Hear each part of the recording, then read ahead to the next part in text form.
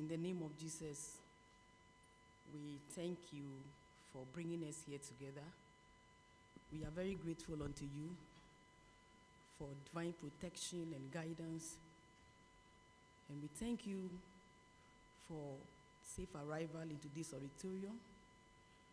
We commit this important occasion into your hand, and we pray that your spirit will be with us from the beginning to the end, even as we reflect on the theme, nurturing the girl child, what investment we need. We commit all the speakers into your hand, and we pray that you give them the tongue of the learned, you give them the wisdom and the spirit of excellence to deliver their lecture. Pray that at the end of the day, even as we reflect on the theme, actions will be taken, and our girl child will become great in our nation, and it will be a support to this nation as a whole. We thank you because you always do it for us, and we thank you because your spirit is already with us, and we thank you that everything is successful in Jesus' name. Amen.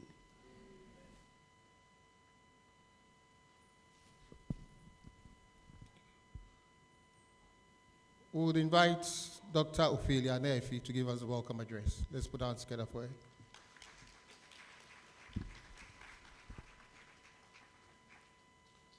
Good afternoon, everyone. Esteemed Vice Chancellor, Acting Pro Vice Chancellor, Acting Registrar, distinguished guest speaker, deans and directors, faculty and staff, our honorable invited guests, teachers and heads of second cycle institutions, students, ladies and gentlemen, good afternoon once again. I'm honored to have gained the opportunity to stand here before you as I warmly welcome everyone here to the 5th edition of the Professor Margaret Gyapong's annual lecture and mentorship program. Since it's been 5 years, then there is a history. The story still remains the same, the vision still stands, and the mission is fully active as we mark our 5th anniversary. So this is the history. In October 2021, the Council of this honorable institution rolled out Professor Margaret Gyapong annual lecture and mentorship program in recognition as the winner of the Outstanding Female Scientist Prize by the European Developing Countries Clinical Trial Partnership, EDCTP, as well as her contributions to the development of the university. Prof. Margaret Gyapong was awarded a prize money of 20 euros, and she donated the entire prize to the university. Can we give her a round of applause? As I was reading this, 20,000 euros is a huge amount of money for a female. You can imagine what it can be done. But it tells you how generous and the vision that she holds for the girl child. So this is what she set up to do. She donated the entire prize, not half, not quarter, but everything, for brilliant but needy students at UHAS, in memory of her mother of blessed memory, Dora Gertrude Quay. The university in this regard has honored her by instituting the Professor Margaret Gyapong annual lecture program for female students, staff, and academics. Over the years, there has been significant impacts. We have harnessed potentials, we have nurtured tomorrow's leader, we have prepared the girl child for leadership, and we have had dreams and empowered with purpose. And now we want to explore the investments needed as the girl child is being nurtured. To everyone, today is a wonderful opportunity to be inspired and empowered. I also want to thank all male here present. I can say join us for this special occasion.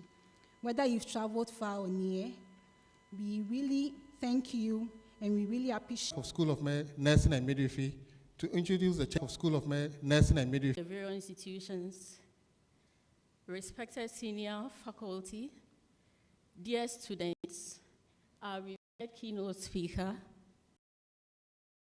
of the distinguished scholar,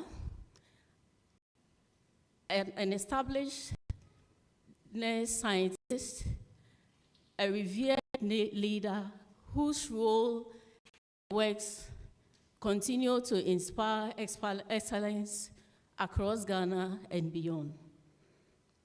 Our chairperson for today's program is the third Vice Chancellor for University of Health and Allied Sciences, a position she assumed in August 2022. Her appointment marked a significant milestone, placing UHAS among the selected universities in Ghana led by female vice chancellors. Oh, Prof. Ladies and gentlemen, her professional journey is one of dedication, resilience, continuous growth. She began her career as a bedside nurse from the Mamprobi Polyclinic and continued to join academia at the University of Ghana, where she steadily rose through the ranks to a professor. And this is a milestone, a historical milestone in the history of the nursing and midwifery fraternity for attaining the professorship position and being the first nurse is no other person than our own leader, our own VC for this great giant.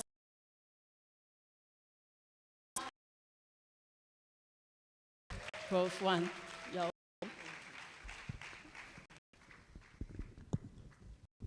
Thank you very much, Margaret. So as our students take their seats, I want to say a big thank you to our guest speaker coming all the way from Winneba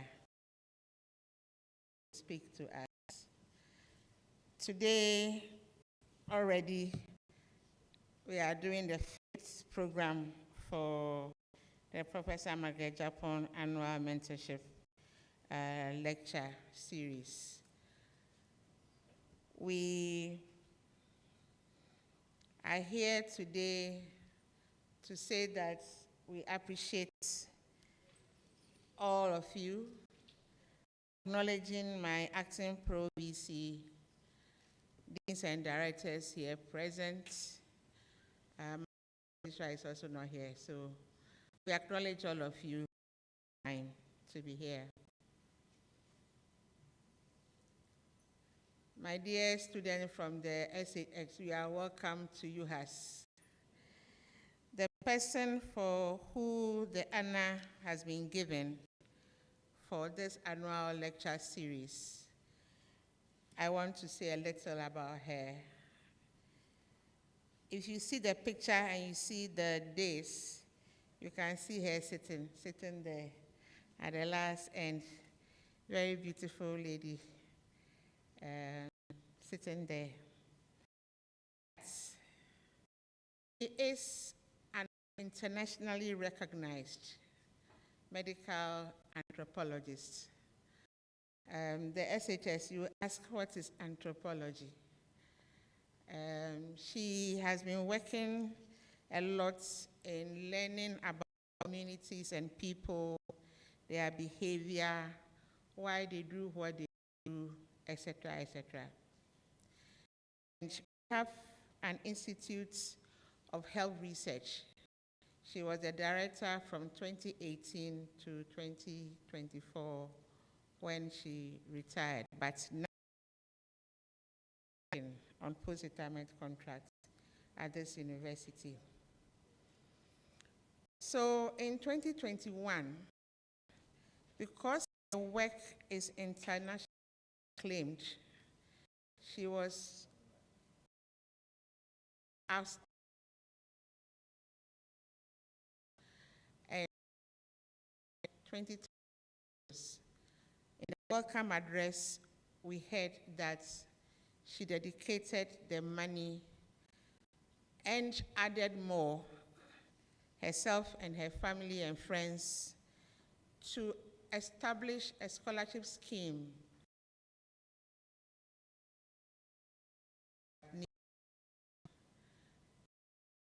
she's going to give 6 students. So you apply, you are screened, and then they select those who deserve it. So instead of just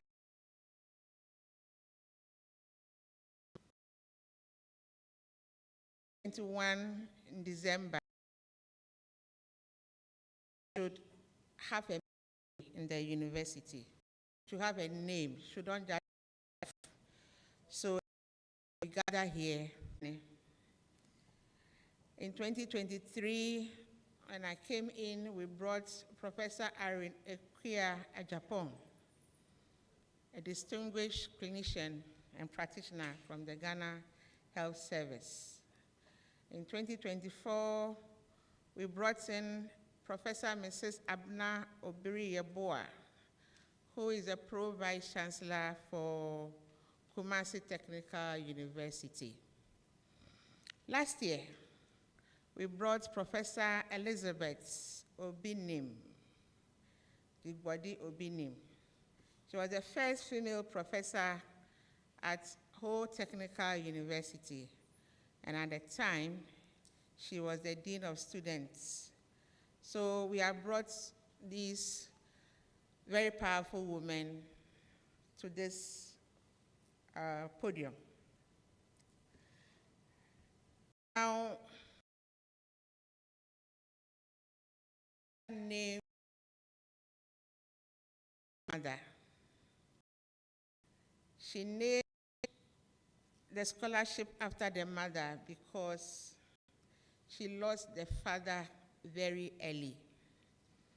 And the widow, with a single mother status, took care of all the children and made sure they went to school.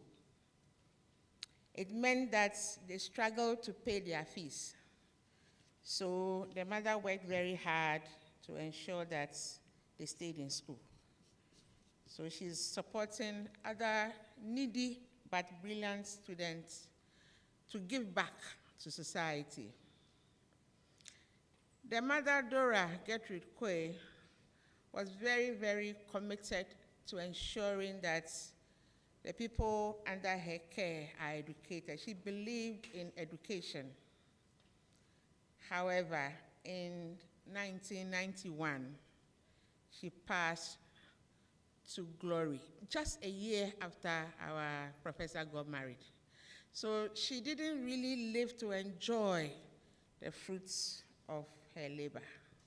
And so our professor thought that she has to name the scholarship after the mother to bring her memory alive. So today, we are going to give out some scholarships. But so far, in 2022-23 academic year, we gave 4 females. You have to be needy, but brilliant. So our dear SSS students, when you come to UHAS and you want to benefit from this scholarship, you have to do well, okay? You have to do well. So we gave, if I say we, it means that I'm part of the scholarship foundation. I'm part of it too. We gave 4 females in 2022-23. We gave 5. The next year, we gave another 6. And this year, we are giving 6. Now, for some, they gave for all of them, full fees. But some of the applicants do not need accommodation. Remember, UHAS, first year, you are in the hostel.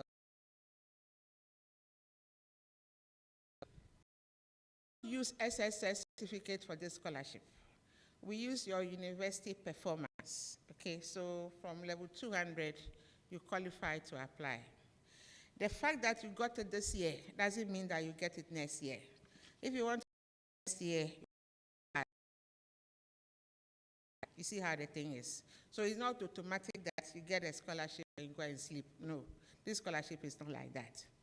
So because we do in, out, some students have a place that they have rented for the period.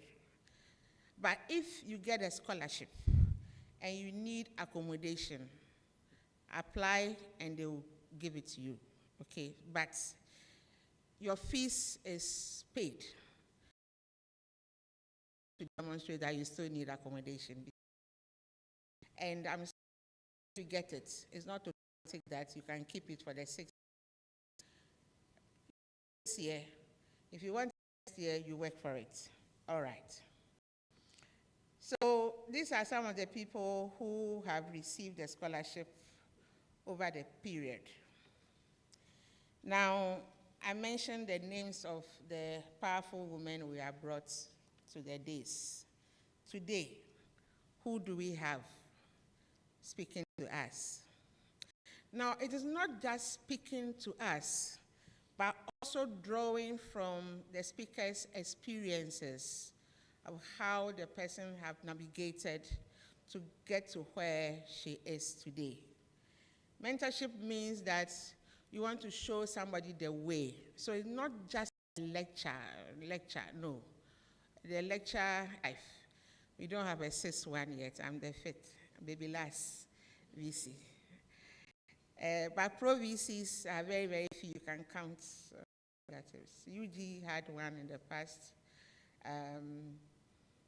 Okay, that's by the way. Anyway, so Prof is a changes and gender and social development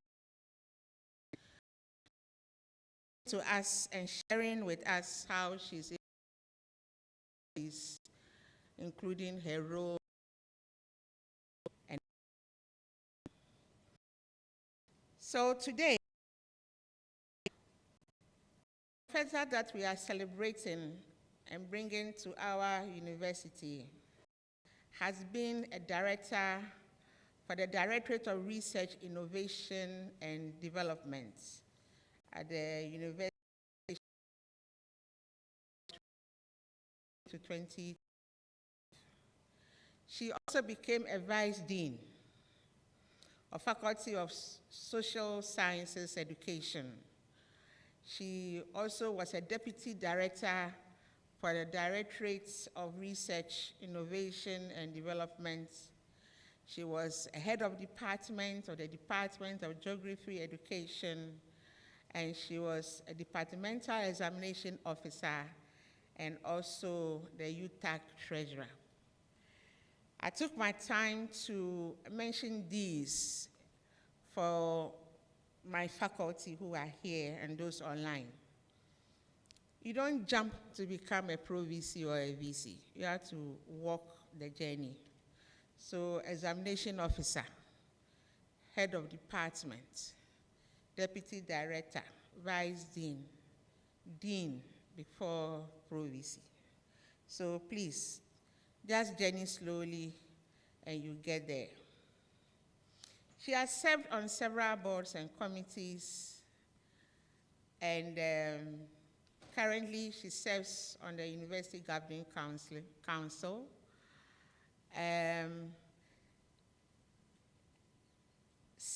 Service is part of what you do before you become a professor.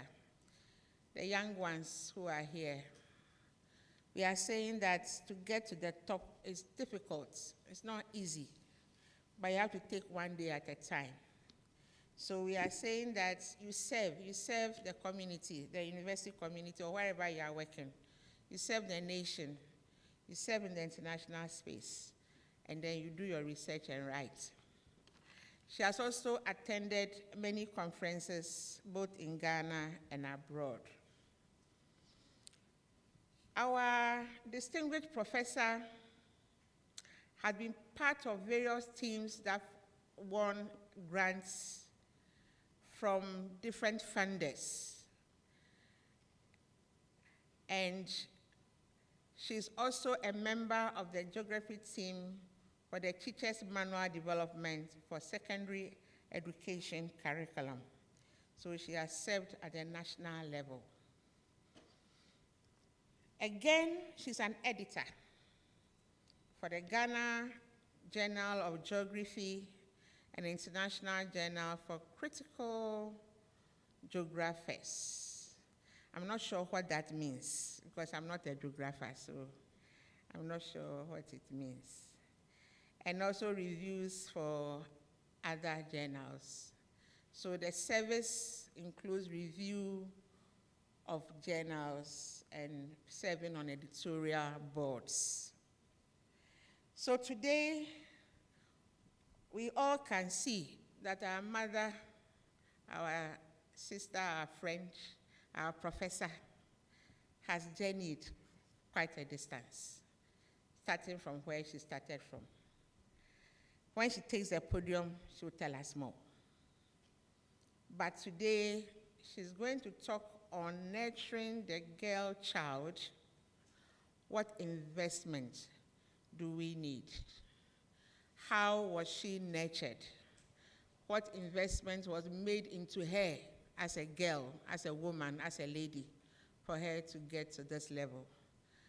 So without much ado, I want to introduce to you and invite to the podium our distinguished speaker for today, Her Excellency, Honorable, what else can I do? Say, Mrs. Prophetess, which one again? Esther Yeboah Danso. Madam, your audience, your speaker. Come and help set her up. So we'll set you up. Yeah, thank you so much.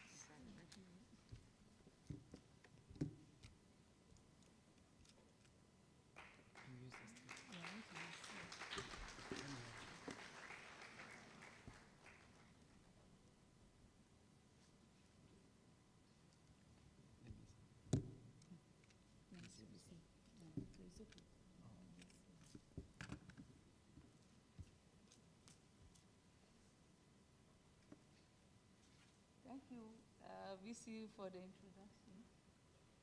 The Vice Chancellor, Professor Lydia Aziato, Acting Pro VC, Professor Yao Awuku, other management members present, deans and directors, the convener of this important program, Professor Margaret Gyapong, members of the organizing committee, members of convocation present, students, beneficiaries of this important award.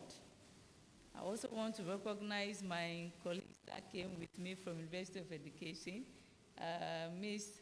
Barbara Mwaku Kisi, and then Mr. Vafu, if he's around. Members of the press present, ladies and gentlemen, good afternoon to us all. Indeed, is it a privilege for me to be part of this important mentoring scheme? And indeed, when Prof was going through the names of those who have been here previously, then I was just sitting down thinking about where I started from and where I am to be counted among these people, to be invited to host and then also grace this important program. So thank you so much for the opportunity given it to me, to the organizing committee, and to Prof. As I speak and then go through my lecture, I will at some point show where I met Prof and why I am here today. That is also part of the journey, part of the mentorship, and then part of the service that we come across in our work. Okay.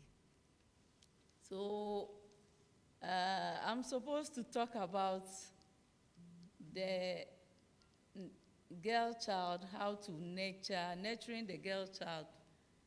What investment do we need? What investment do we need? When we talk about investment, so many things come to mind. And we talk about girl child, so many things come to mind. My presentation will start with the introduction of what indeed should we invest in, which are all theories. Then I would want to share my life experience to date, the kind of investment that people in the community and society have made on me, and what I think I've also been able to achieve, and what I am doing, and what I hope to do before I am 60, or if I'm still in the academia, maybe stay through to 70 and go and rest, if God gives me life. Okay, So that's what my presentation is going to be about. As I said, the first 3 or 4 slides is going to be more of theory, what we've been learning, what we hope to see in the book. So since we are in academic institution, I have to do a little more of the theory, and then I'll continue with my life. So indeed, when we talk about the future of society, and more importantly, girls, we talk about investment. And when we want to invest, if you invest in the girl child, then you know that you are indeed investing into stronger families, stronger society, healthier communities, and more prosperous nations. I think today the focus was on girls. So the men who are here, thank you so much for coming, but you bear with us, please. Just associate yourself with your girl child, with your mother, with your sister, with your wife, and then just let's go together, okay? I hope, as Prof said, the men or the boys' time will come one day, and then we'll come and talk about it. All right. So we know that when we invest in girls, we achieve a lot. But to date, whether we like it or not, there are so many barriers that are found in the way of some girls. I say some because now we see a lot of improvement going on in our society, especially in our country here. There are still some girls that have to suffer through limited education. There are still some girls that are being pushed into early marriages as we speak. And there are still some girls that are being going through violence in their communities and in their homes. That is not what we wish to happen, but we see it. The question that is confronting us today is, what investment should we do to really, really nurture the girl child that we see around? So, it's not, okay. All right. So what investment should we do? I will start by talking about investment in education. It's important that our girls feel safe when they go to school, and then feel safe in the school environment in order for them to achieve their full potential. It's very, very important that if we can work against pushing our girl child into early marriage and into especially violent situations, we should please work hard to make sure that we get them off it. It's very, very important that we sensitize our families and our communities in order for them to see that it is the right to train our girls and to make them prominent in society. What again should we invest in? We should invest in leadership opportunities. Anytime we get opportunity to train our girl child in leadership, we should do it. We should know that it's important for them to become leaders. And therefore, when we are taking leadership decisions right from day one, right from the beginning, we should include them. We should give them the support when the need arises. And we should make sure that if you have policies that support these girls, we should help them so that those policies are brought to fruition. We should know that when we train the girls and we include them in society, in leadership, it strengthens us and make our societies and our communities progress. We should invest in the character building of our children. I think this one is very, very important, the character building of our girl child. Because we want to have the girl child being educated, many people think when I am educated and I'm a young girl, I'm pompous and therefore I'm above everyone, and some equate us to disrespectful people when we are educated. I think that one, we have to take time to train on the character of our girl children so that they will be able to exhibit good characters when they grow. We should spend time on that. Moral uprightness is very, very important for us to make sure that our children go through. I've added religious and social uprightness to it. Religion, to me, is one of the reasons why I'm here, and therefore I always mention it wherever I find myself. We also have to tell our children that they have to respect everyone, and value the people that come your way.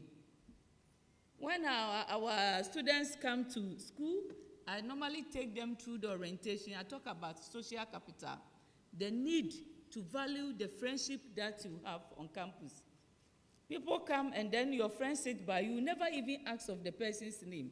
So I tell them, maybe the one sitting by you might be Muhammad's niece. You are not asking of the person's name. And when you finish school, you are looking for a job, that person might be the one to link you up to the presidency. Every person you meet in life is important, and never look down on people. This we must tell our girls to do so. We must tell our girls to respect leadership in society. So with these theories as the background, I want to talk about my life and then see where I started and where I have been. And I want to stress that in every stage, there were people that invested in me. There was something that was invested from somewhere in me. And that is very, very important. So where did it begin? When Prof was talking about Prof Margaret's mother, I just associated myself with it, with my mother. I'm told my father died when I was 2 years, 6 months. My mother had 6 children. I am the last but one, so I had a younger sister after me. She was 6 months when my father died. I was 2 years, 6 months. My father at the time had 15 children. So he had children with other women.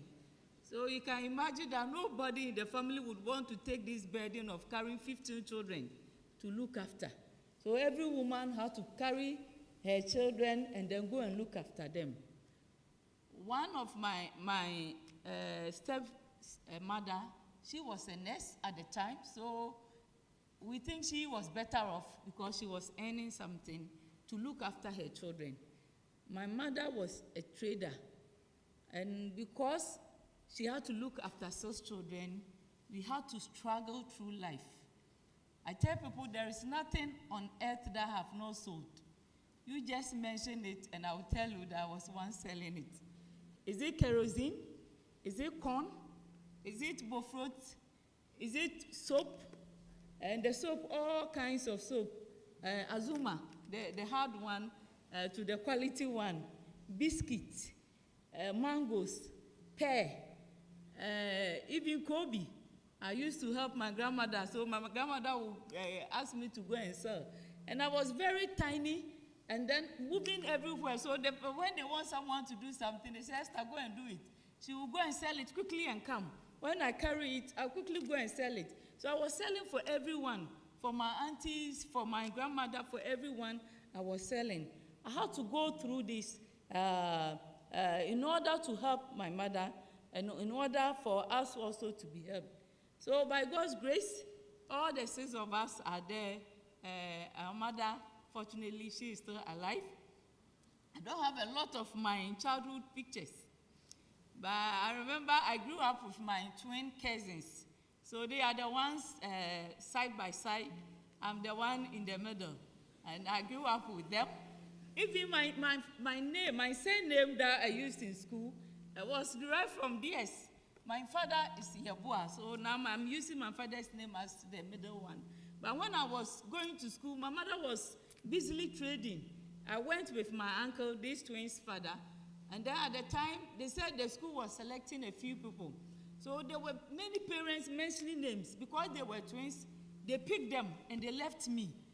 So they wrote their names and they left me. And then my uncle kept mentioning, Esther, Esther, Esther, Pia. So it's my uncle's name that was added to my name, and I have picked it. So the three of us were all called Apia.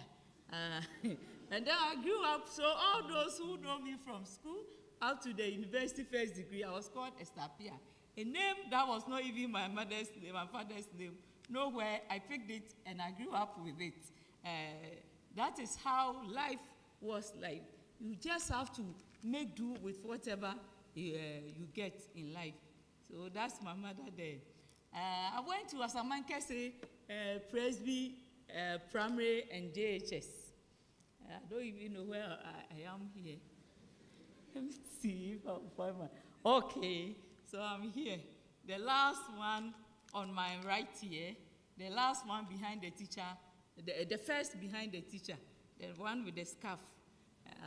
So I'm the one. I went to Asamankese Presby Primary and JHS.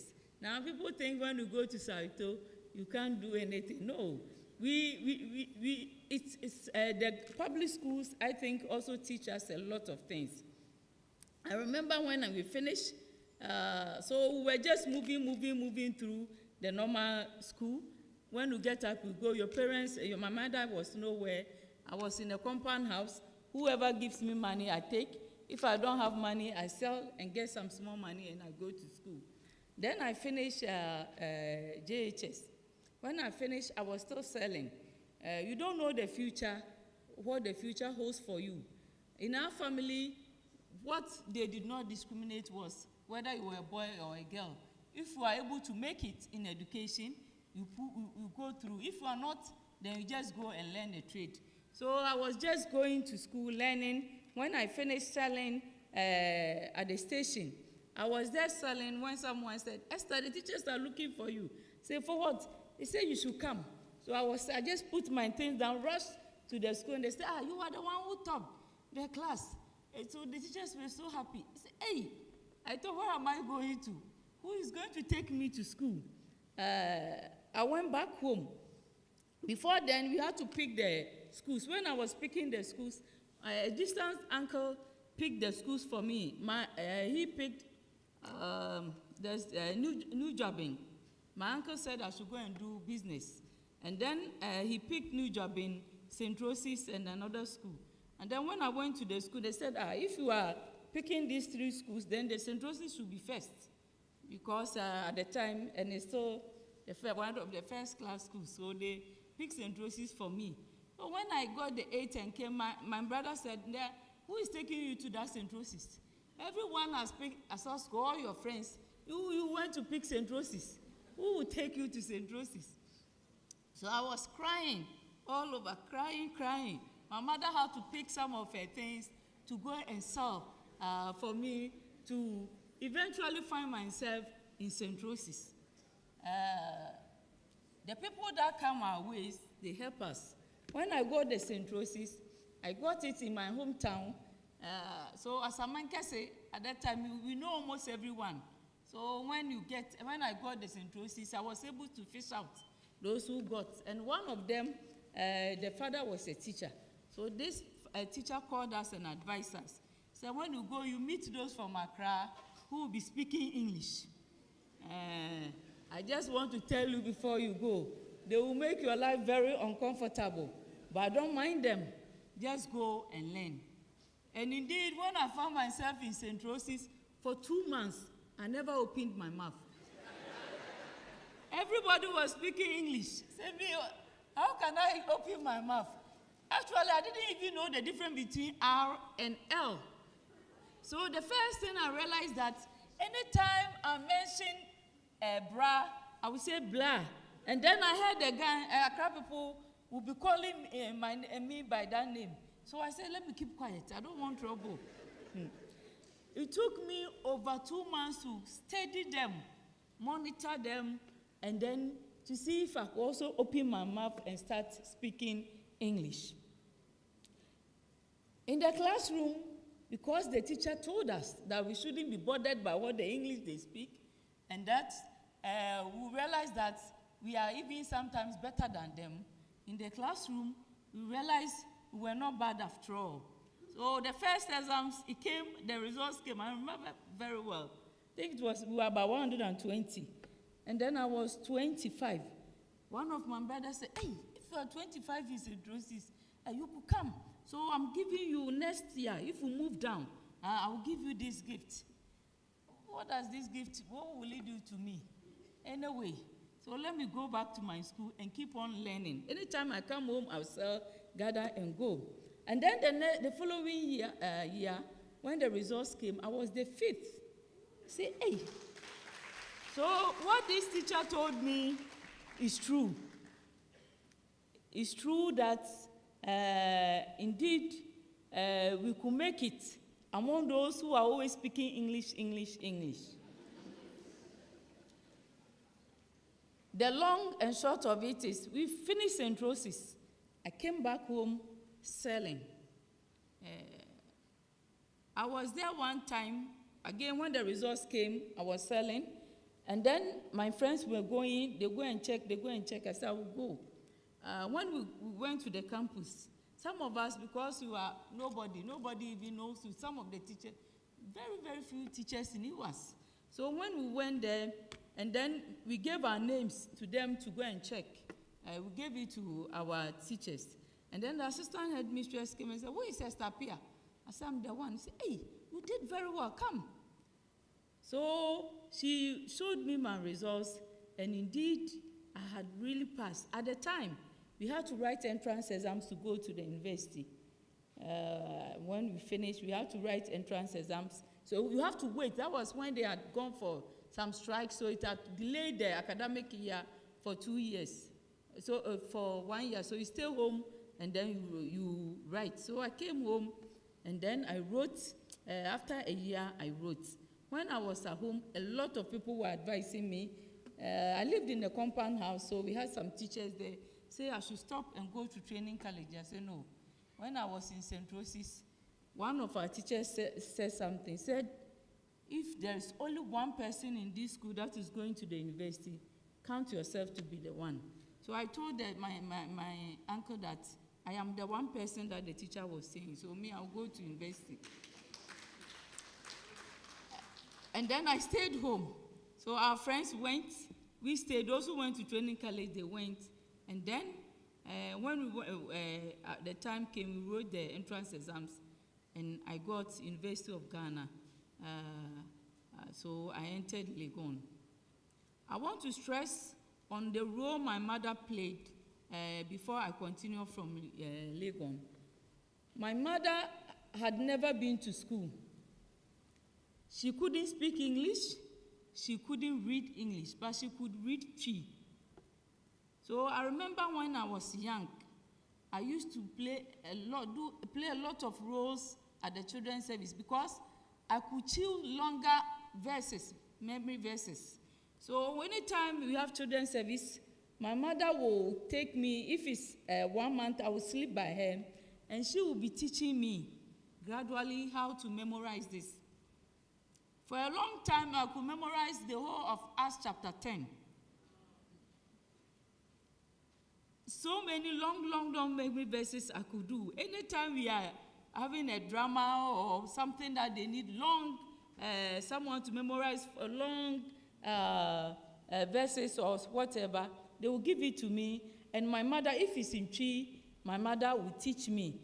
So she helped me, though she was not educated, she understood this, and she helped me always.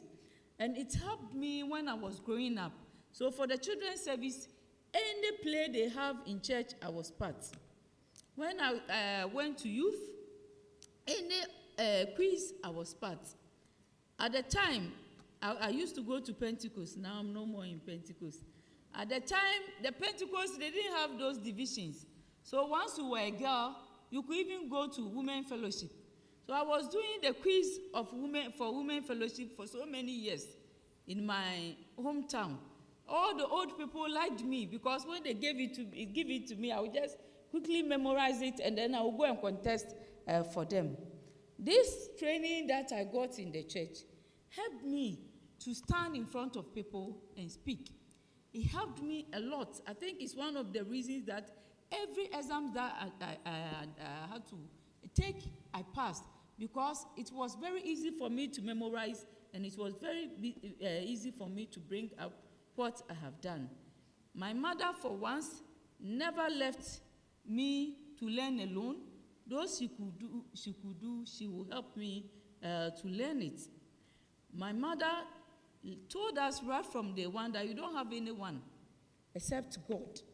So we were brought up as God being our father. We didn't have any father. My father's side, and when you go to them, you just greet them. If somebody has anything, the person gives. But we were never part of their burdens.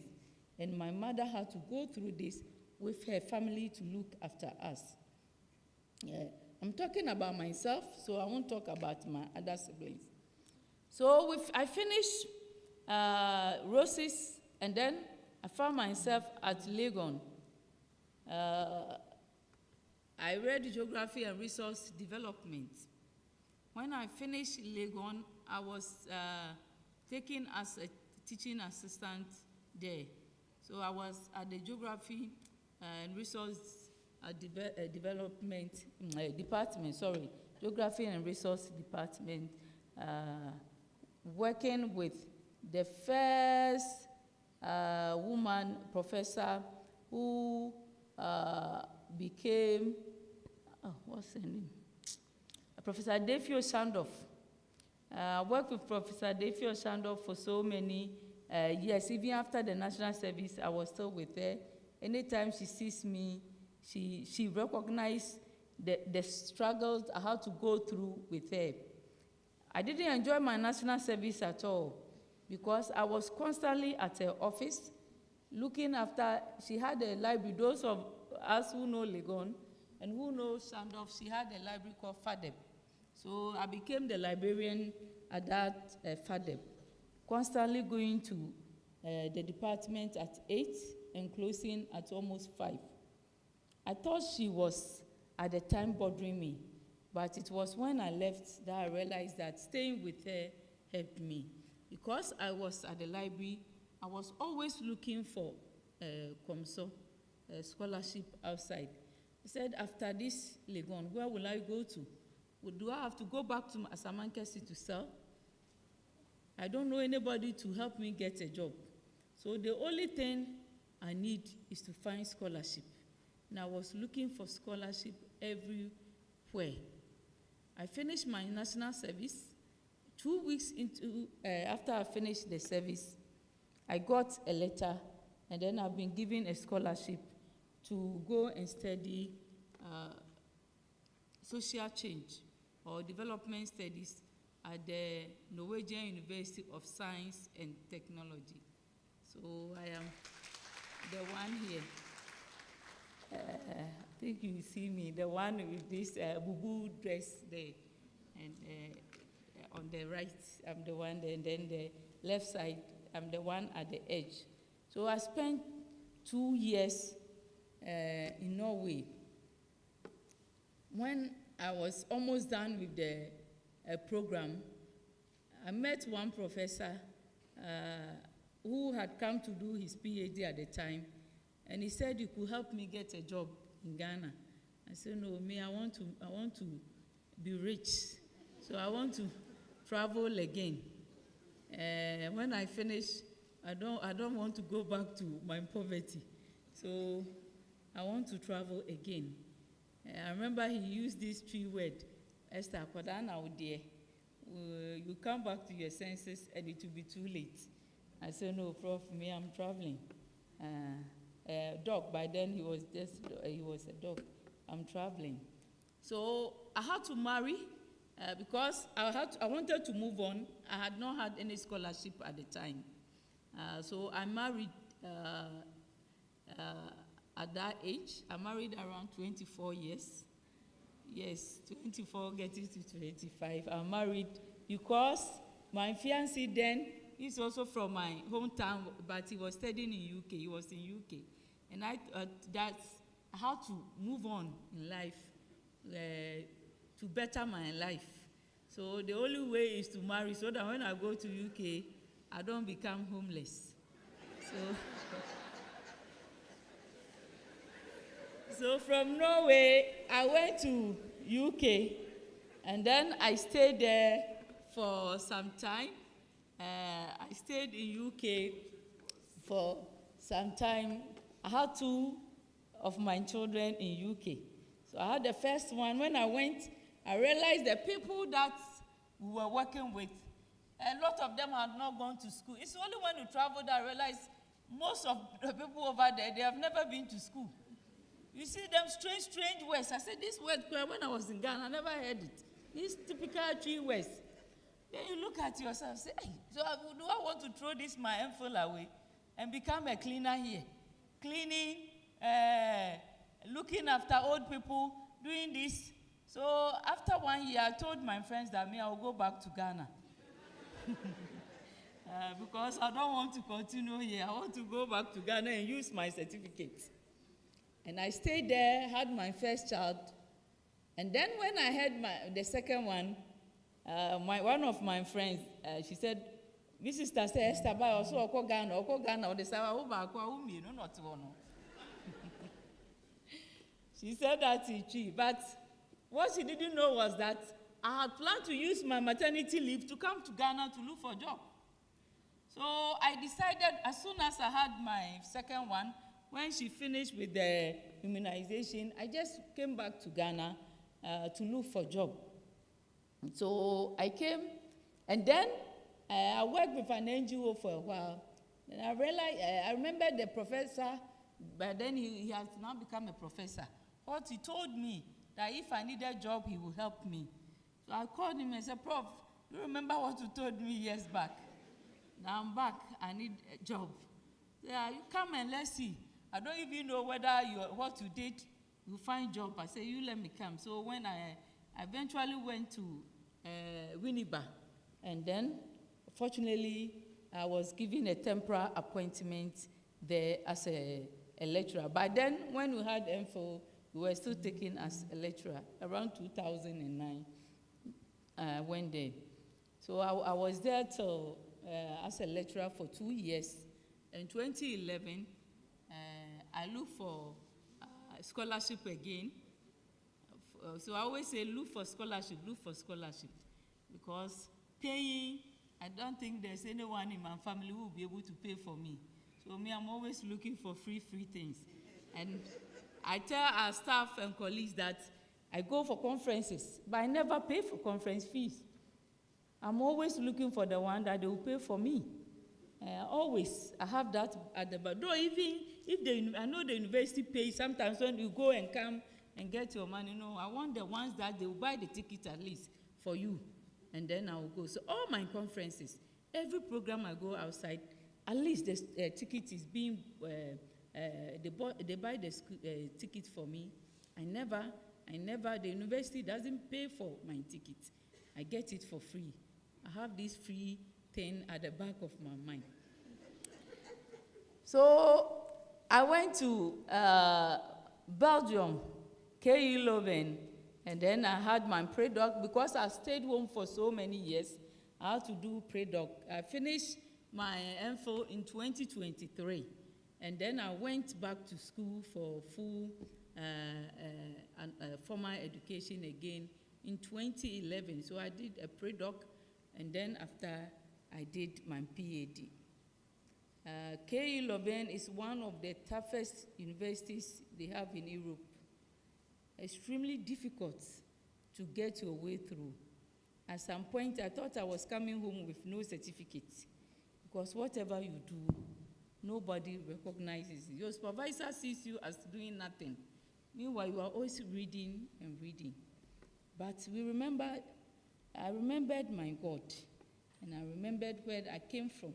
I told my supervisor, I will leave my family to come here and then go home empty-handed. So whatever I will do to get my certificate, I will do it. Eventually, I had my PhD in 2016, and then I came back to the University of Education, Winneba. So that is when, from 2016, that my leadership ventures at the university started. Just to pause and take you back to my family, So as I said, I'm married in UK.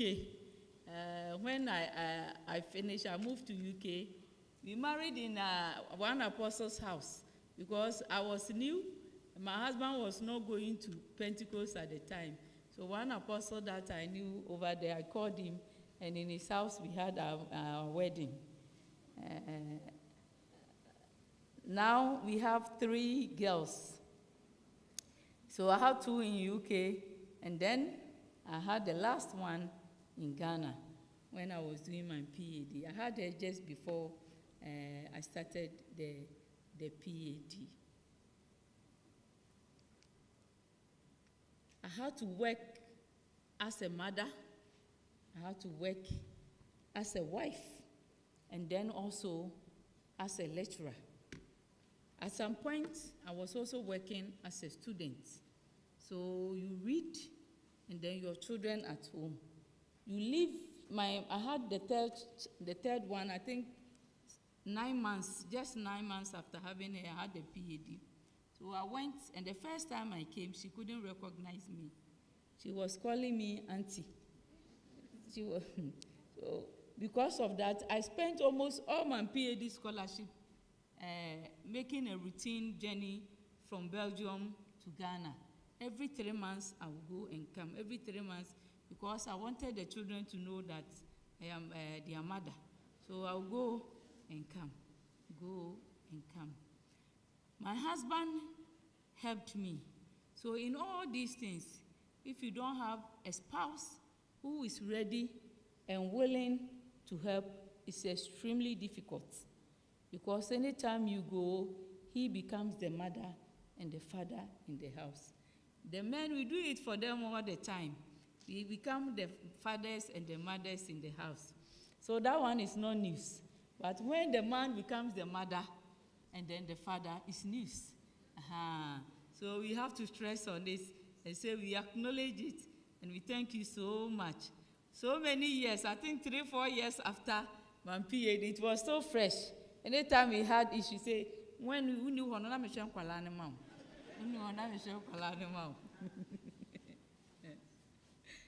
But it's good to have someone who will understand for you, for him to play that role for you.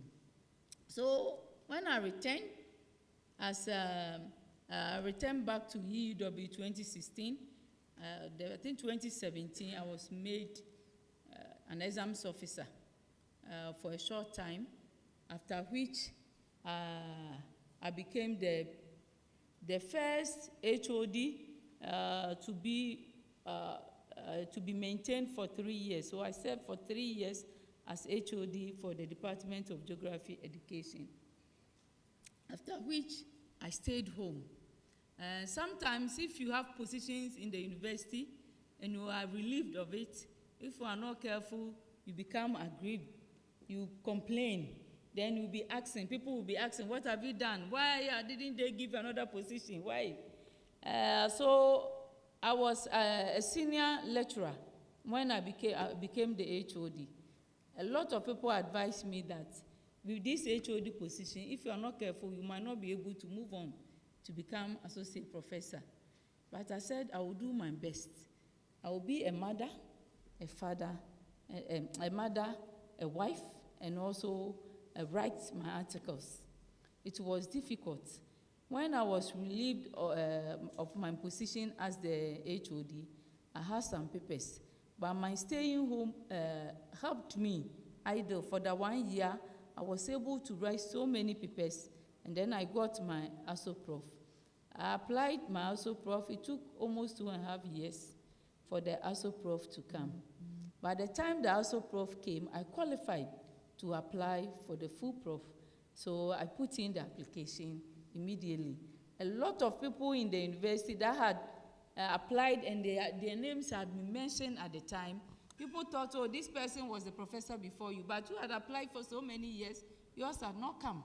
So they were being called professors for almost 1.5 years. I was still waiting for mine. When mine came, within 6 months, I had applied for the next level. So to date, people thought, some people favored me for the full Prof. Because they do not understand the story, They do not know what happened behind the scene. They think someone has even fast-tracked my thing. Nobody fast-tracked it because the first one delayed. The second one became so quick. And me staying home helped me to do that. So I was able to run, and they had all these positions. I put the UTAG here. There's something I also left. I served the Ghana Geographers Association for so many years. Last year, I handed over as the vice president for the country. So I was doing these things, and it helped me. It gave me opportunity for the UTAG front to know people from other universities. The first time I met Prof, I told her that UTAG, we came for NEC meeting, and that was the first time I met her. We came here to this very auditorium. She doesn't remember, but I do. I came, and then I said, oh, because I've seen her on TV, when I saw her here, I was so happy. So I served on the UTAG front for a while, and then also these positions as I have them here. Now, what I want to stress on is this leadership experience. What have I taken from it? I will concentrate on the university structure for now. So these the positions in the universities gave me opportunity to understand the university structures and how they operate. It helped me to know a lot of staff on my campus, because, for instance, the UTAG, you have to be calling people, especially for welfare issues. You go to people's offices, and then you get to know people outside your department and then outside your faculties. I also serve on many boards and many committees, which also gave me the same opportunity to know people horizontally. Now I want to define some of the things that have helped me as a leader. One thing I do is to share tasks. I pull people to myself. That is how I see myself. I don't carry burdens alone. I'm always sharing tasks.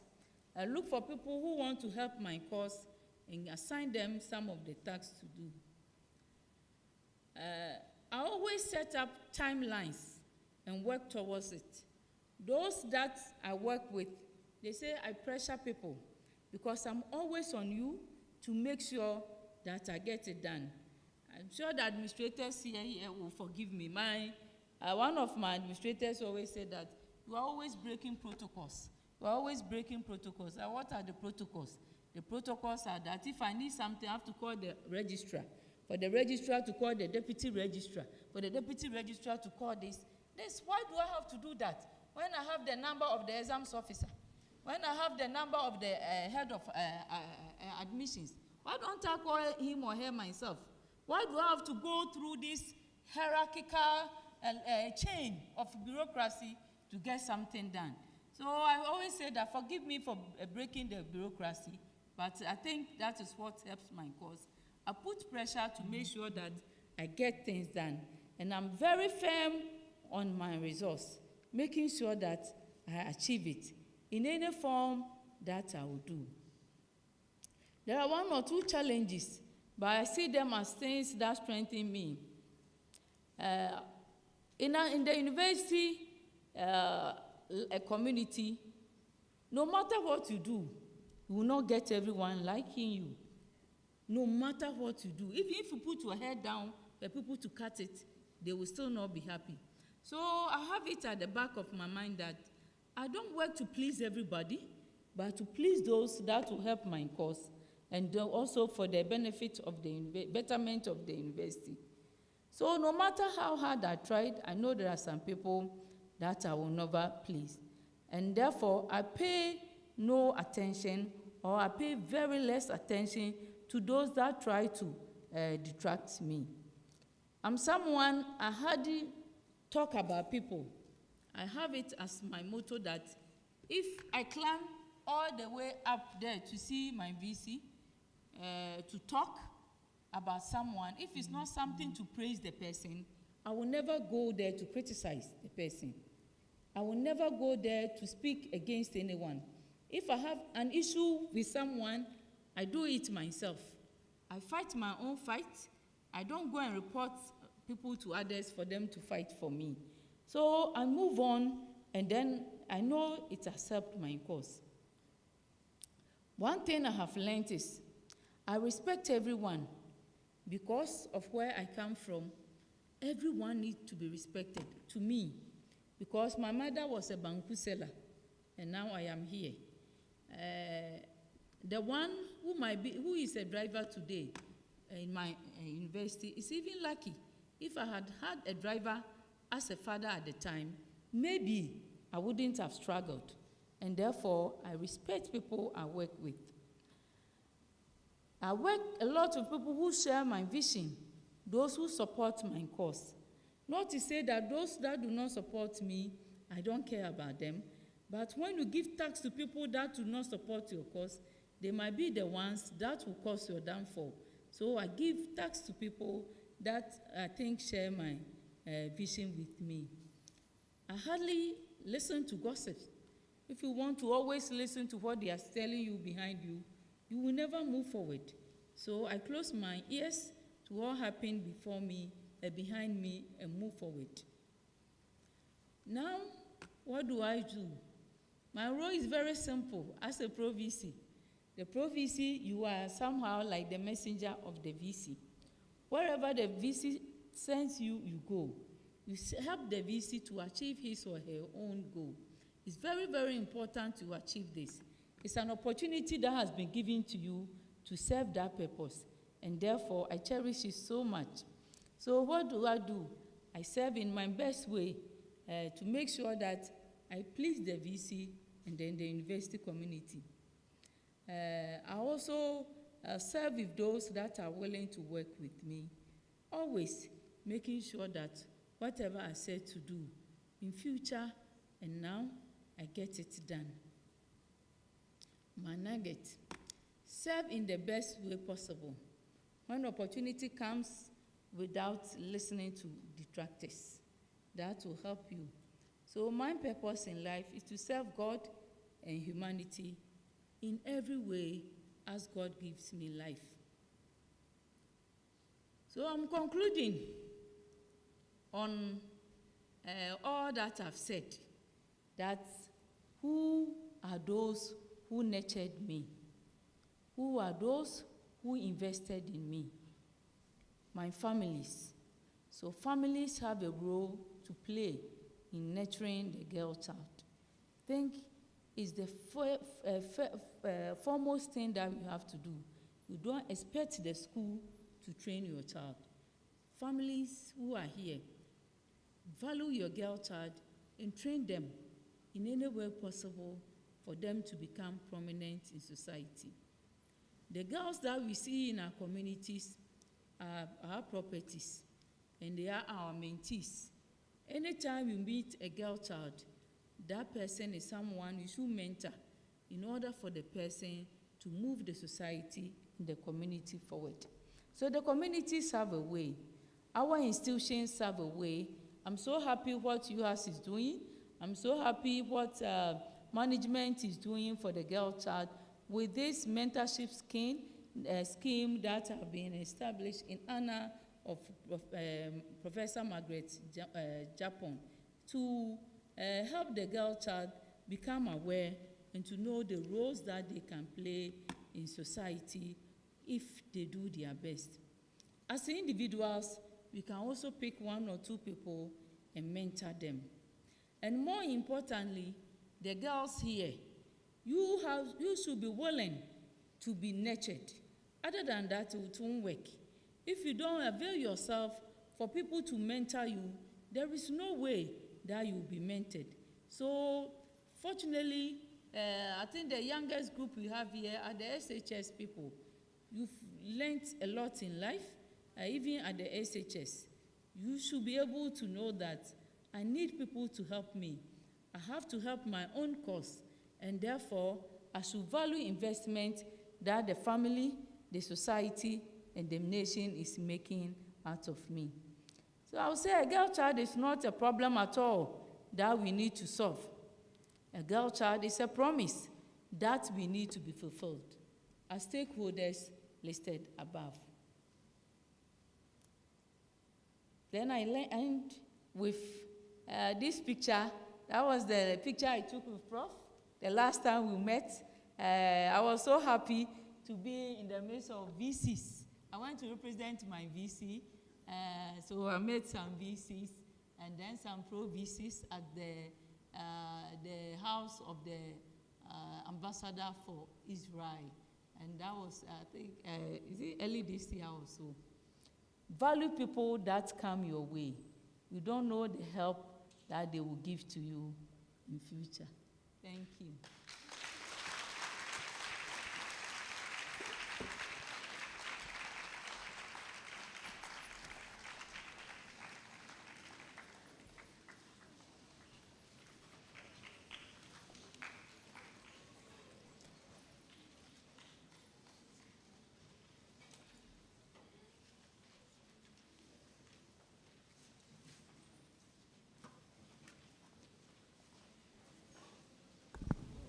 Let's kindly put hands together for her again.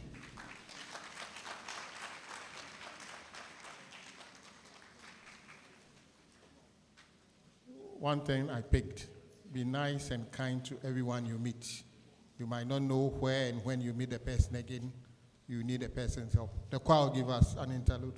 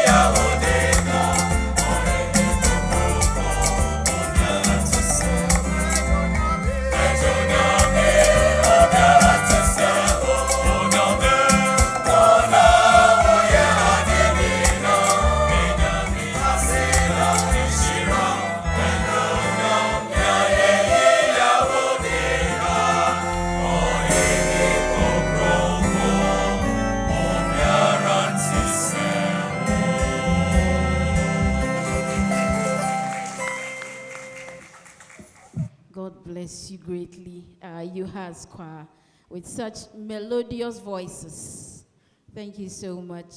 We are continuing with our program, and we have a short panel discussion to go over a few of the things that we have heard, and also try to see how we can break it down, and also interact with the audience on the topic that has been chosen for this year's lecture. So we have two very esteemed, powerful women. You can see our guest speaker is still here. She has given us a really, really impactful presentation this afternoon, and she would also be helping us to dissect a few things during the panel discussion. Our second panelist for today is a lecturer and speech language therapist here at the University of Health and Allied Sciences. Are those your students? She has over 13 years of experience specializing in assessment, diagnosis, treatment, and management of communication and swallowing disorders. So please, if you can't communicate, see her to help you. And if you have challenges swallowing, not the fun one, but real challenges, please see her to assist you. She's also an expert in cleft-related challenges, literacy disorders, and she's also a student mentor. She holds a PhD in speech language pathology from the University of Ibadan in Nigeria. She is a member of Speech Pathology and Audiology Association in Nigeria, the African Stroke Organization, Medical Rehabilitation Therapists Board of Nigeria, and the Allied Health Professions Council in Ghana. So our panelist for today is none other than Dr. Esther Nuogu, a consultant speech language therapist in UHAS. So you're welcome, Dr. Nuogu, and Prof, I'm very, very, very happy to have you here on this panel. So I would like to start with Dr. Nuogu, since we have heard a lot about Prof, so that she can catch her breath for a few minutes. So Doc, growing up, and you are also not a Ghanaian, so we would like to know who invested in you. I believe that our different geographies would have, we are quite similar, Ghana and Nigeria, but there are also differences. So who would you say invested in you when you were a child, and what difference would they have made if no one invested in you? Good afternoon, everyone. Yes, to start with, I would want to say my parents, both parents, my father and my mother, invested so much in me. In fact, I don't think there is anyone I would say invested more than the other. I happen to grow up in a family that believes so much about empowering the girl child with education. My father is someone that, even though not schooled up to the level that he would have wished for himself, he had some level of basic education to the mid-tertiary education. He believed so much that if you empower the girl child, you are empowering the nature, and that really helped myself and my siblings. Then for my mother, she unfortunately wanted to be educated, but because of the cultural issues in the community she grew up, she could not. I think she stopped at primary 3, and at primary 3, she was sent to one of her aunts to go and nurture the aunt's baby. Although they promised that she was going to be enrolled in a school, but she never got to be enrolled in a school. And because of that, she made a decision, and which she still tells us till date.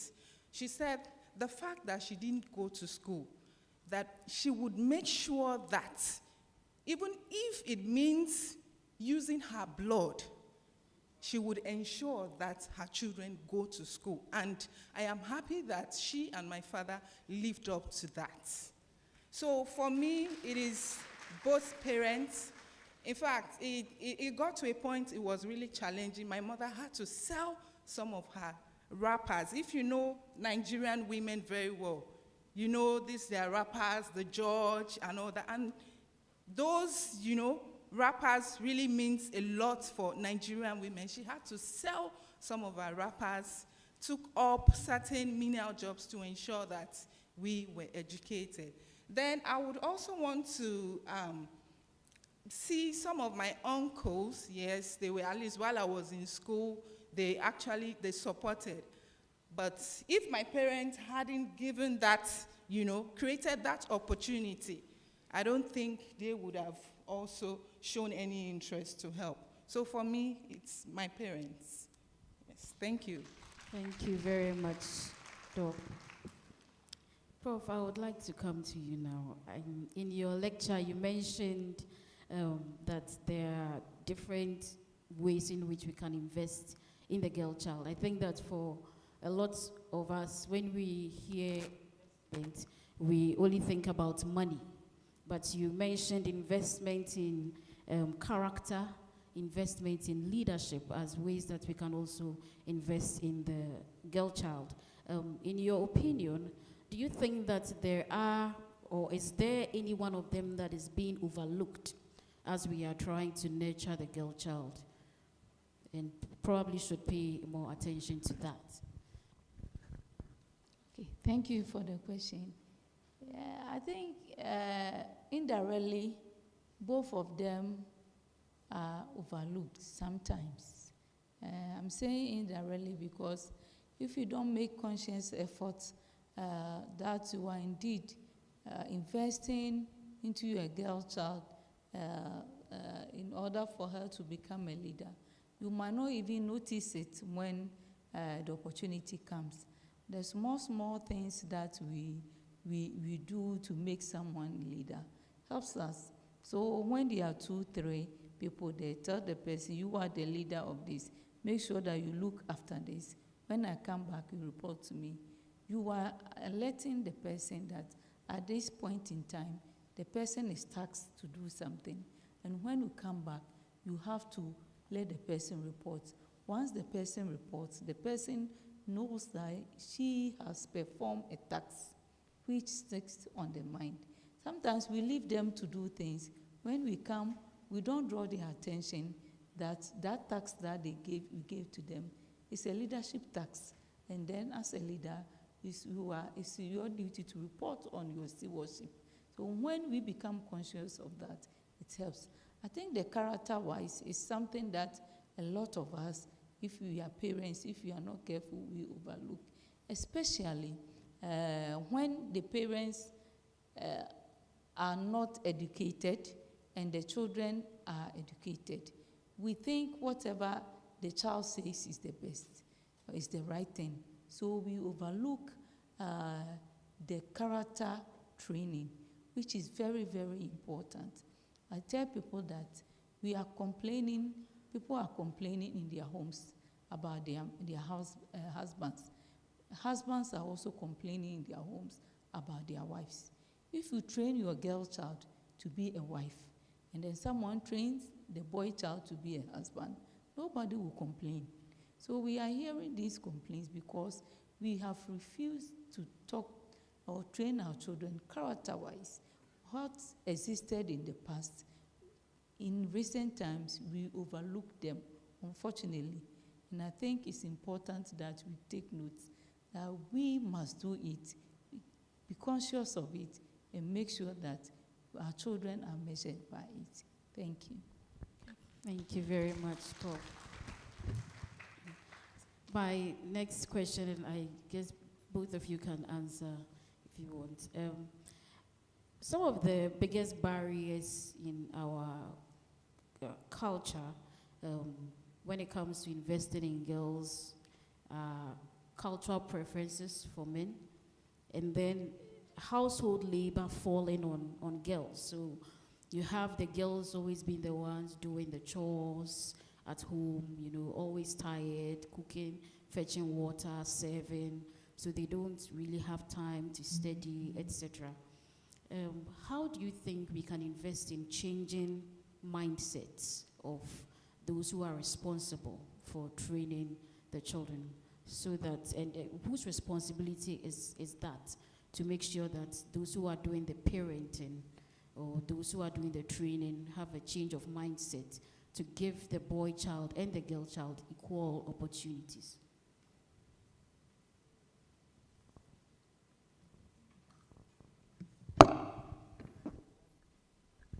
Thank you very much. For me, I think first it is the responsibility of the family, the father and the mother, if both of them are there.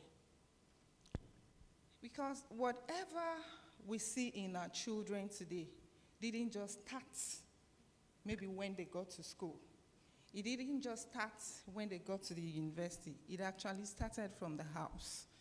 And I agree so much with what Prof said earlier about character.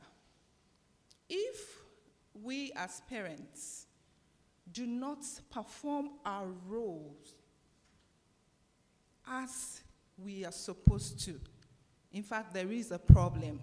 And most of the problems we see in our society today, you would agree with me, actually originated from the home. I say family because we parents are first the role models for our children. So whatever we want the girl child to be, we would have to model it first. Sharing the roles between the boy and the girl at home is very important. Again, my parents did so well in that aspect, and that has really helped us. In my house, there is no task that is specifically for the boys. Neither do we have tasks specifically for the girls. Yes, in my house, the boys are made to enter the kitchen, cook, and dish the food. The same as the girls. The girls are made to do the things. My parents didn't discriminate, only that perhaps when it comes to maybe carrying something that is heavier, that they know that, oh, the girl may not be able to, but they did that so well that the boys understood that, no, this is not for the girls. And the girls also understood that, no, this is not for. So it was, that equity was there. So whatever it is, I think the responsibility starts with the family, and then we can now move on to the community and then the larger society. Thank you. Okay, thank you. I think, as she said, the family has a role to play, but stakeholders in the community and the nation also have a role. For instance, RME, so this one I'm talking about teachers. RME books, I remember my last girl, I don't know whether they've changed the content now. She brought assignment home, and she said the assignment is for them to write what their fathers helped them to do, what their fathers do. I said, look at what your father does in the house and write. She says, when I write that, they will mark me wrong, because that is not what is in the book. So the RME book is saying the mother cooks, the father pays the fees, the mother bathes the children. I'm talking about my daughter. She's now 14 years. When she was at the primary school, assignment she brought. So if the curriculum is still teaching this, and we want us to drift away from it. It's impossible. So what we want to see is what we should let our children learn. And those who are writing those curriculum, they are both men and women. Why do we write something and we expect them to behave in a different way?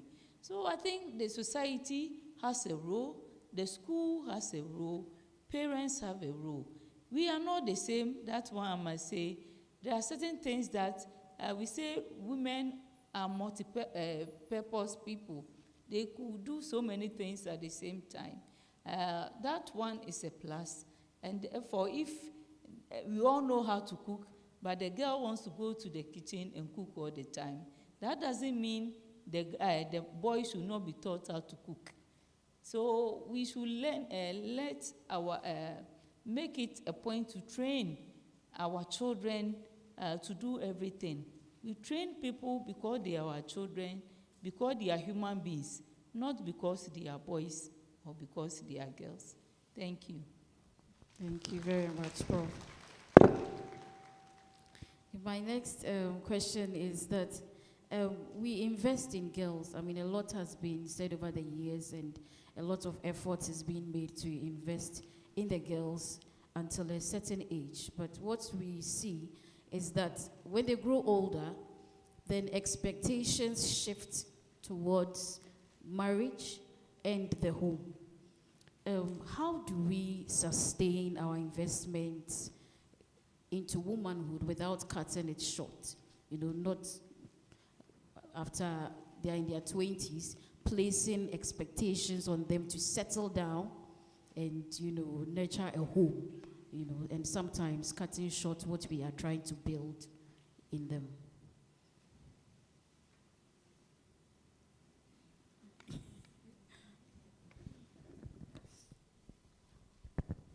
Okay, I think everything still boils down to education or opportunity for basic skills that would empower the girl child. When it comes to marriage, it's actually a totally different thing.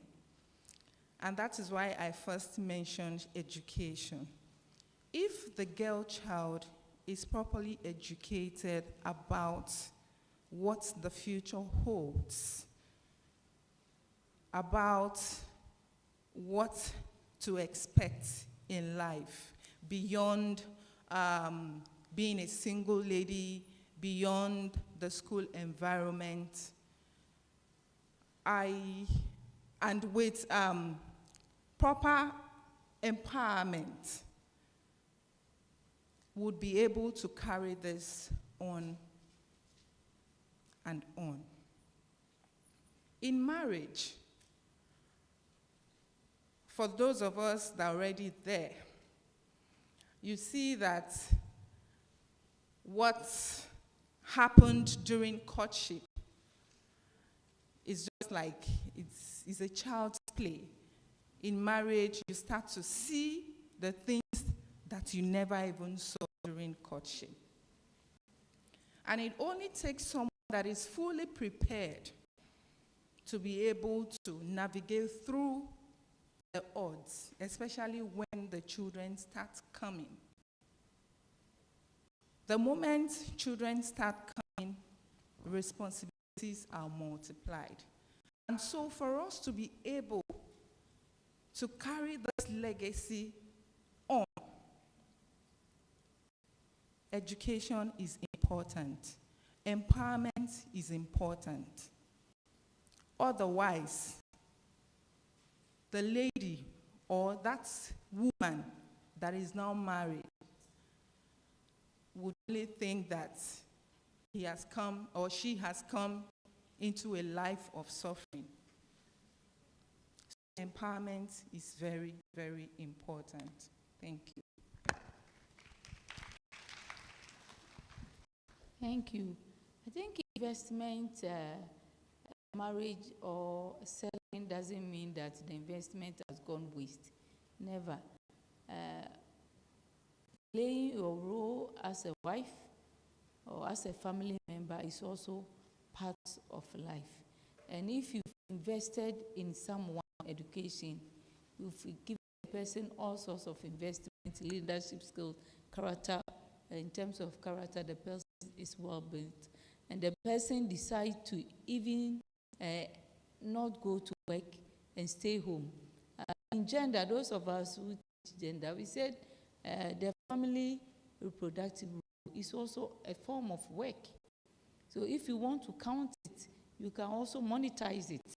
If I decide not to go to the formal workplace and work, and then take my home as my working place, it's also something that freely I can do.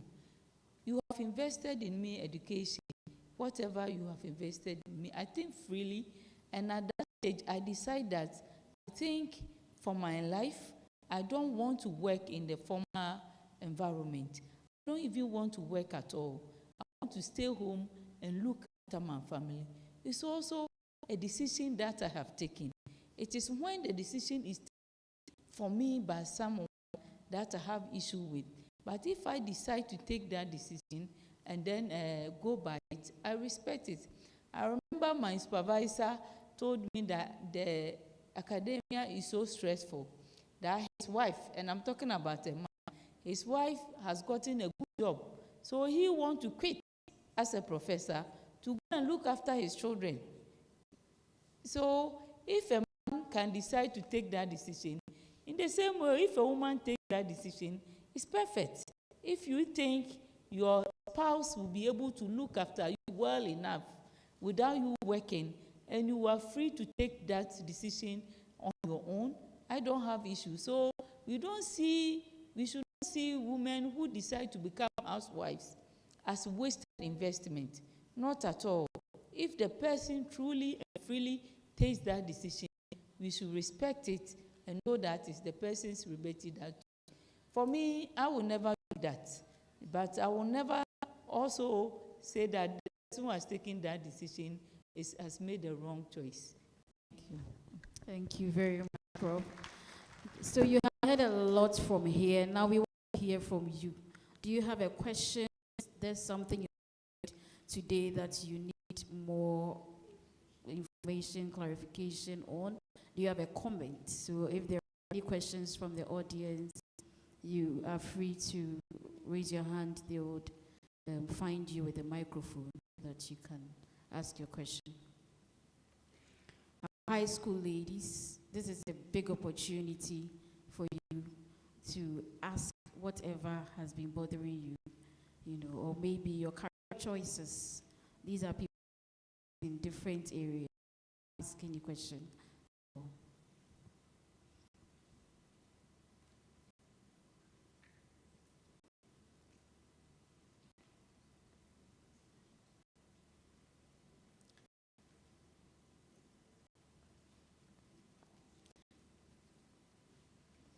Who's breaking the ice?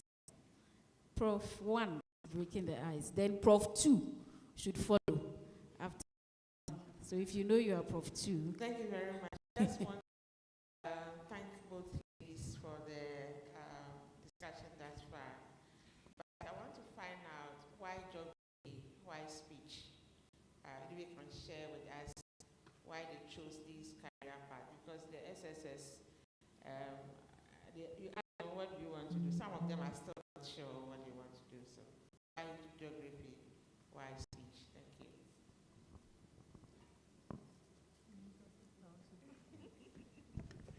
All right, thank you, Prof. For me, the why geography, I think, is also part of my life that I didn't have anyone to guide me on exactly what to do. I was just going to school for going sake. I found myself in the university, and then they look at, at the SHS, when I finished my JSS, a lot of our friends didn't write French. It was optional. So I said, I'll go and write it. I wrote it, and then when the results came, I did well. So at the SHS, when I went, they had given me French, economics, and geography. Nobody questions it. Nobody understands it. So I just went, and then I did that. So when I was going to the university, I said I wanted to do geography and economics, thinking I would major in economics. Because I didn't do art maths, at the university I was given geography, and then linguistics, and then French. So I was not given economics. I had no one to help me. If it were to be today and my children, I would afford to change it. But I mean, I didn't understand. My mother even didn't understand.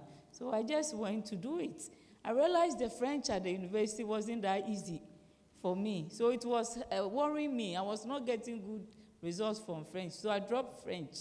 And then I said, geography is all that I have. So I just did it. I just did it. It was, so maybe if you ask why my area in geography, then I will say, oh, so when I was growing up, I realized I was very, very okay with the social side of geography. I really like the issue of development, inequality, gender, and so that aspect of the human geography, I love to do it.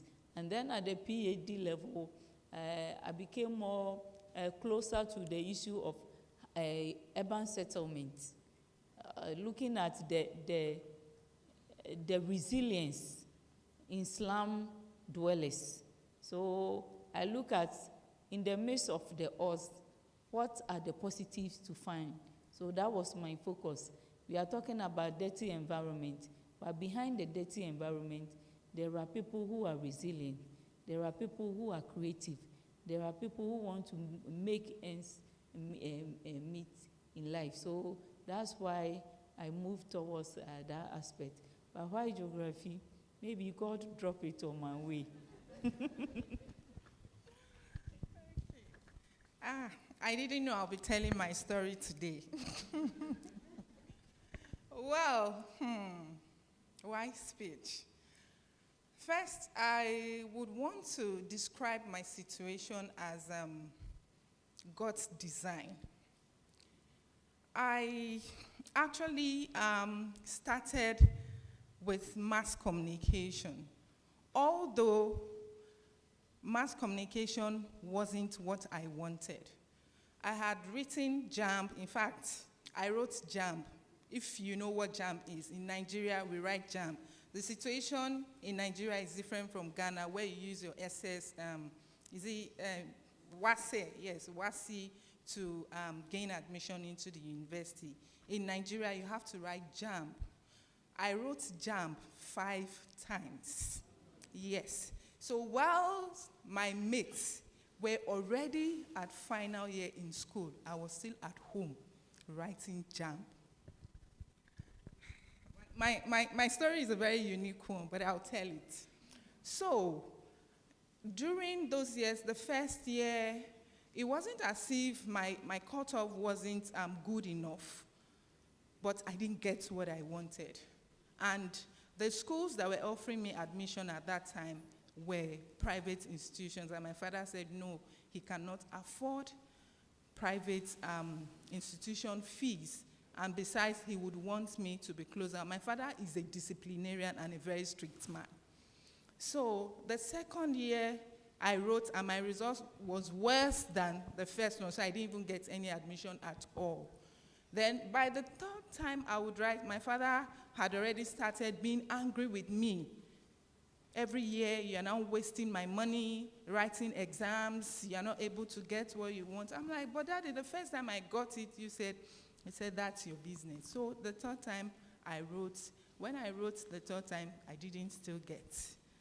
It was at that time they now increased the cutoff for universities and introduced there's an exam the universities now write, whether you have the required score in JAMB or not, you would write an entrance examination into the university. So that year, I didn't get. The fourth year, I wrote again. At that time, my father said no, he was. So my uncle helped me, and I wrote the exam.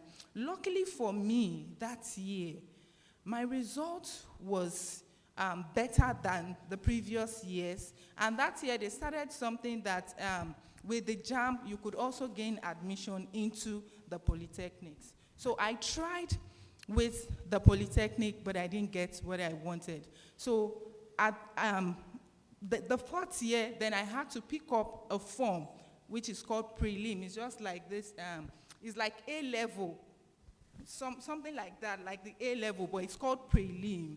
So it's like a pre-remedial, sort of. So I started with that pre-remedial. While I was doing that, and that was to be for a year, after which I will now enter OND1.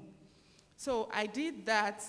So while I was still on that, I wrote JAMB the 5th time. So I finished, but the JAMB didn't favor me at that time. So I continued, I finished the prelim, then entered OND. I finished OND, mass communication. Then after that, I enrolled for HND. While I was doing that too, I wrote another JAMB. So, but luckily this time around, I had finished with my OND. I had my mass communication certificate. Then that year, it was as if God wanted me, you know, to pass through those before getting it. So I got admission into the university. But when I enrolled for JAMB, I never chose speech pathology, because then in UI I was under special education. So I applied for sociology or psychology. Unfortunately for me, I didn't get admitted into either of the two departments because my weighted average wasn't up to what they were taking at the time. So I had no option but to fall on the supplementary. So for the supplementary, they had 3 options for me. One was special education, another was adult education, and I think library and archival sciences. Hey, I looked at this and I said, what am I going to do with all this? I cried my eyes out. So at the end of the day, I decided to settle for special education. But throughout the first semester of my first year, I wasn't happy. When people ask me, what are you studying? Because in the university, that's University of Ibadan. In the university, they had this department, I think, Department of Petrochemical Engineering. So the students in that department would say they are in SPE. So when they say SPE, and you ask, they'll tell you, I'm a student of petrochemical engineering. So because I was in special education department, when people ask me, I'll tell them I'm in SPE. So I wasn't proud telling people, because at that time, when they ask you, what are you studying here, and you tell them special education, the next they'll be like, that made me feel so bad. I wasn't proud to tell people, see what I'm studying and all that. But my mother kept encouraging me, you don't worry. Maybe this thing you don't want. I didn't remember to mention that one of those years while I was still writing JAMB, I got admission to a Federal College of Education to study special education with options in English language, and I rejected it. So that's why I said it's designed. God wanted me to pass through all those and then finally come to that. So when I got admission into that department, fortunately, I started, but throughout the first semester, God. In fact, then I always hide from even telling people I'm in the university because I wasn't proud of what I was doing. But by the end of first semester, entering into second semester, it was as if something struck a chord in me and like, do you know this thing you are doing? And then, I don't know, and maybe because of some of the lecturers we had in the department too, the way they teach and some of the, experiences they share with us, the case studies and all that, then I started developing some sort of interest, and by the end of the first year, in fact, we were 2 that were the best in the department. That year, I had 6.9 out of 7.0 CGPA. So, we continue. So gradually, my interest for the course started developing. That year I had scholarship, so they paid. My second year, I didn't have to pay for school fees or accommodation, everything catered for. Second year again, myself and the same girl still led the department. We got another up to my final year. I didn't have to pay. I was scholarship.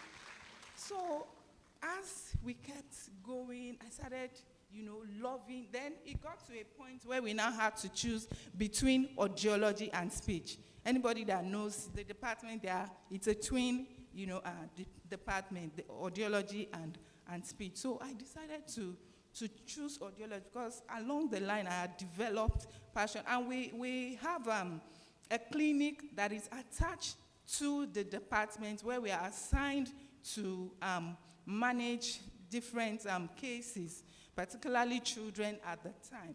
So I developed that interest, and since then, it's just been, a very smooth one for me, up to master's and then to PhD. But the fact is that the journey hasn't been easy. It hasn't been easy, but with God on my side, I made it.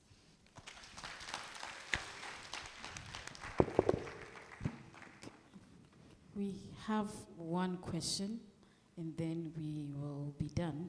Oh, we have two, we have three, four. So we will take just two because of time, and then we can let our panel take their rest.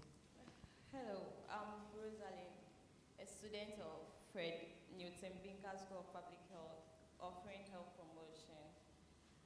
I've heard a lot so far. Thank you for the opportunity. And my question is, when nurturing a girl child, is it enough to focus strictly on the educational pillars, her excellency, her moral characters, or we must treat her personal passion and unique talent equally? Thank you very much.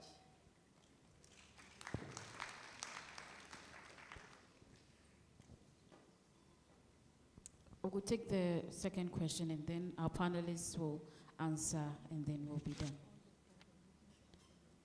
Okay, Prof wants to take all the questions. So please ask all your questions, and then she will answer, and then we'll be done. Thank you very much. This question goes to Prof. Wiredu. And I must say I'm very excited because I'm also a Rosa. So sometimes it's very difficult as a leader when you are kind of giving people pressure to get what you want. And in your presentation, you made mention of the fact that sometimes when you kind of looking for what you want, you give pressure to get it. How do you balance this so that you don't make people feel like you are manipulating them, but like they get motivated for whatever you want? Thank you. Okay.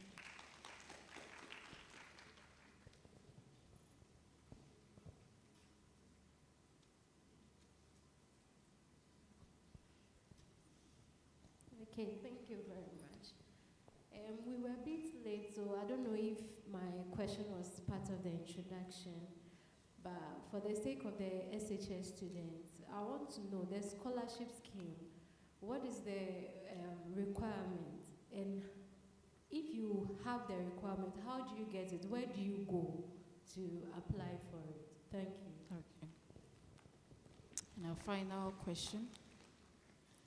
So whilst he's walking there, I will speak to this question because I'm a member of the committee as well, so I can answer this one.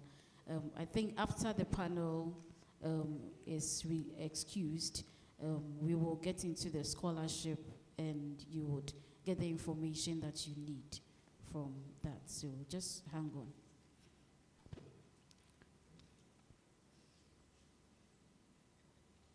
Good afternoon. I really want to commend our moderator for today. I really like her outfit and the way she was moderating the panel discussion. Thank you. Before that, my name is Nelom Tete. I'm a level 300 medical student. I'm also the current first runner-up Miss UHAS 2025. And This semester, I'm hoping to run for local NUGS secretary. And all along the discussion, it has mainly been about investment and mentorship. So this is me publicly shooting my shot with the intent of probably being the next person to be in your shoes next year by this time under your mentorship as a moderator for the panel section.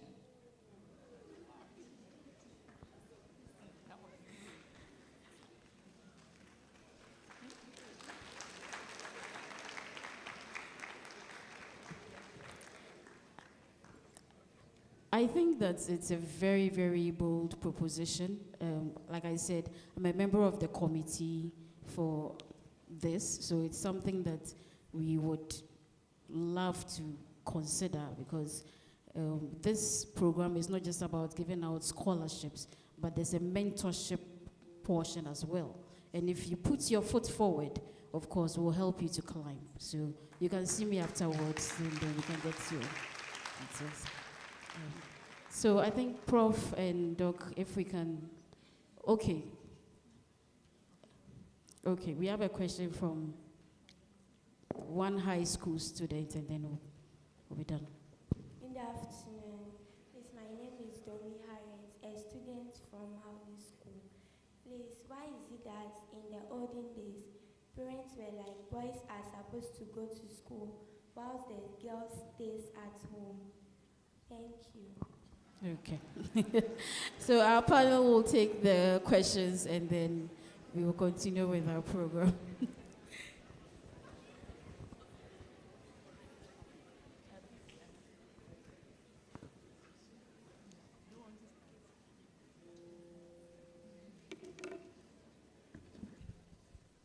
All right. So I think three of the questions are for us. The first one from my dear lady here, about the when she's asking if the investment, if I get you right, should it be from us always to the girl child, not us? Should we ignore the inbuilt talent of the girl child? I think it's also part of the investment. You see it and you nurture it. If you see that your girl child has something that is special, you have to really see it and also nurture.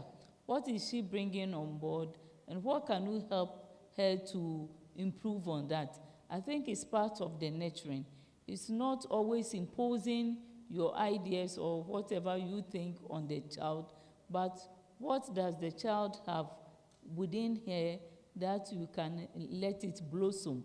It's also part, I think I see it as part of the nurturing process. So you must know your child, you must know your student if you were a teacher, you must know your niece or your daughter in the house or in the community, and see what the person is capable of and help to bring it up. So nurturing doesn't mean you seeing something that, in quotes, you think is good for you to give all the time. But also, it's very, very important that you open your eyes to see what is in that child so that you can help that child bring it up. That is what I would say about it. I think the other one is on the pressure in quotes and then the consequences thereof. Yes, everybody wants to live in his or her comfort zone. So when you are pushing people to meet your deadlines, it's not something that is always pleasant. People see it as you really moving them out of their comfort zone. But sometimes, as a leader, you must get that for you to move on. If that person pulls you back, it will affect what you also want to, your target. So what you do is to make sure that you put pressure on the person to do it. I'm not the one that says, this person cannot do it, so let's change the person and bring another person. And what should this person go and do? So you push the person to do it, to the extent that sometimes you have to be angry small for the person to do it. When I get it done, in the evening I send you a message, and then I apologize. that if in the course of me getting what I need, if I've hurt you, please forgive me, because it's part of the work. And they always come back smiling. Oh, Prof, you know it's part of the work. You also meant well. So we close the chapter and we move on. Other than that, sometimes if you don't get angry, in our part of the world, we'll never get anything done. So you must do it. The other one is, why were boys going to school? Okay, my dear lady, because in our society, we think the man is the breadwinner. Not we think. We see the man as the breadwinner. Even when Prof is the VC, but I'm sure Prof still expects the husband to provide everything for her. Because that is our culture. And we see ourselves as women, as ladies, that needs to be pampered. So that's what the mentality that our parents or grandparents had in the past, that the man should go out and get something for the woman. So if there's someone to provide and is the person, and they saw education at the time as something that will improve your opportunity to get more money, then the man should go have education so that you have more money to come and look after the home. That, I believe, was the mentality at the time. That's the main reason why they were sending boys to school. And they had this adage that the woman's work after school is for the kitchen. So when you finish, you come and cook. And therefore, why should they invest when you are not going to bring any extra money home? But now we are very happy that when women will go, even when you go to school and you come to the kitchen, the kind of the food you prepare is very, very nutritious for the man. So we love it. Yeah. Okay. So I would just want to add to what Prof has said. The first question that was asked, I would want to add that apart from investing in the girl child, or in terms of what the girl can do, I think another thing that can help to enhance that is to give time and attention to the girl child. If you have a sister or you have a child, you know, when you pay attention to what the dreams of that child is or the dreams are, you'll be able to direct or advise and mentor that child, okay? If you don't give a listening ear, you may not be able to tell what, you know, potential that child has. So it is only when you listen and that's when you can actually get to see what that child, you know, has inside. Those strengths that, you know, you can leverage on, or that the child can leverage on.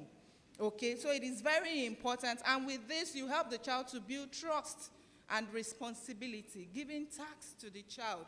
When you give a task, you make that child responsible for it, and you'll be able to see what more that child can do.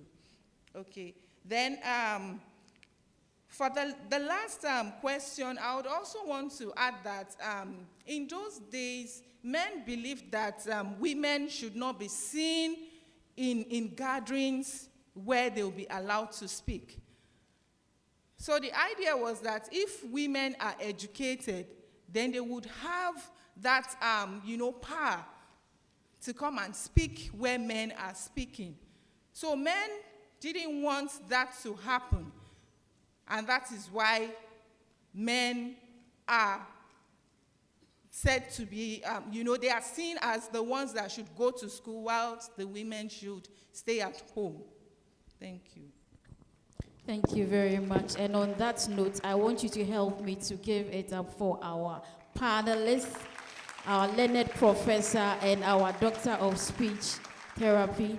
Thank you so much. You have shared a lot of wisdom, and we hope that in the near future, when we call on you again, you will join us once more. Please, once more, let's do it for our panel. Thank you.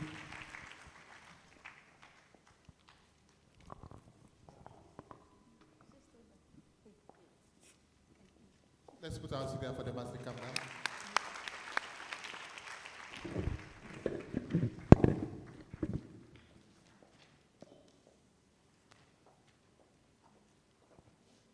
invite the Vice Chancellor, together with Professor Margaret Gyapong, to do a short presentation to the guest speaker.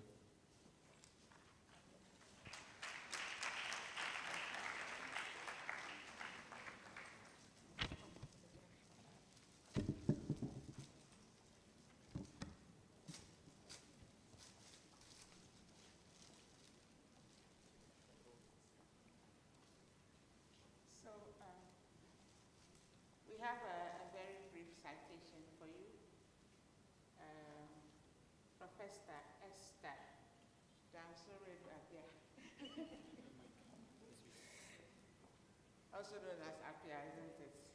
Recognition of your outstanding contribution to knowledge through your lecture title, Nurturing the Girl Child. What investments do we need? Delivered at the 5th Professor Margaret Gyapong Annual Lecture and Mentorship Program. The University of Health and Life Sciences expresses its sincere appreciation. We say Aiko. So,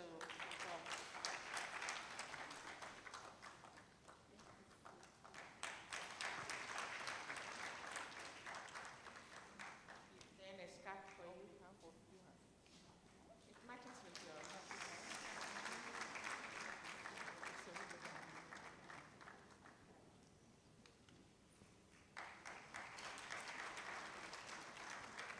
Thank you very much.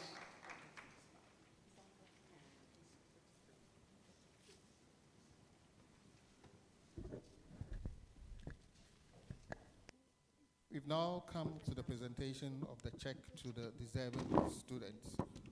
If you hail and you kindly come up stage. Louisa PhD Amankwa, level 400 SBBS.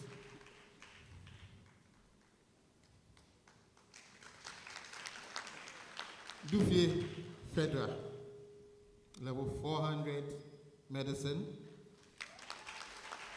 Philomena J, level 400 Disease Control. Grace Entry, level 400 Nursing.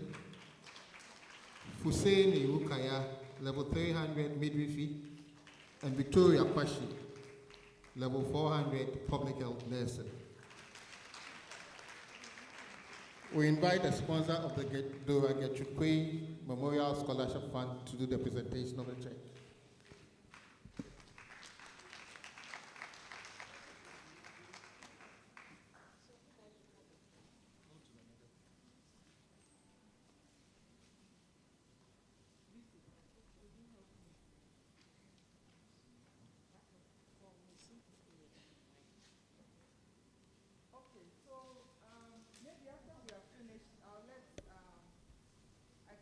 Secretary General, Israel, to explain the process for winning the award.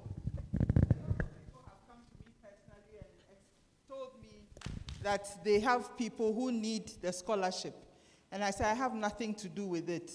So it's an advert, you apply, it is screened, and the screening is tough. And when I talk later on, I'll mention a few things.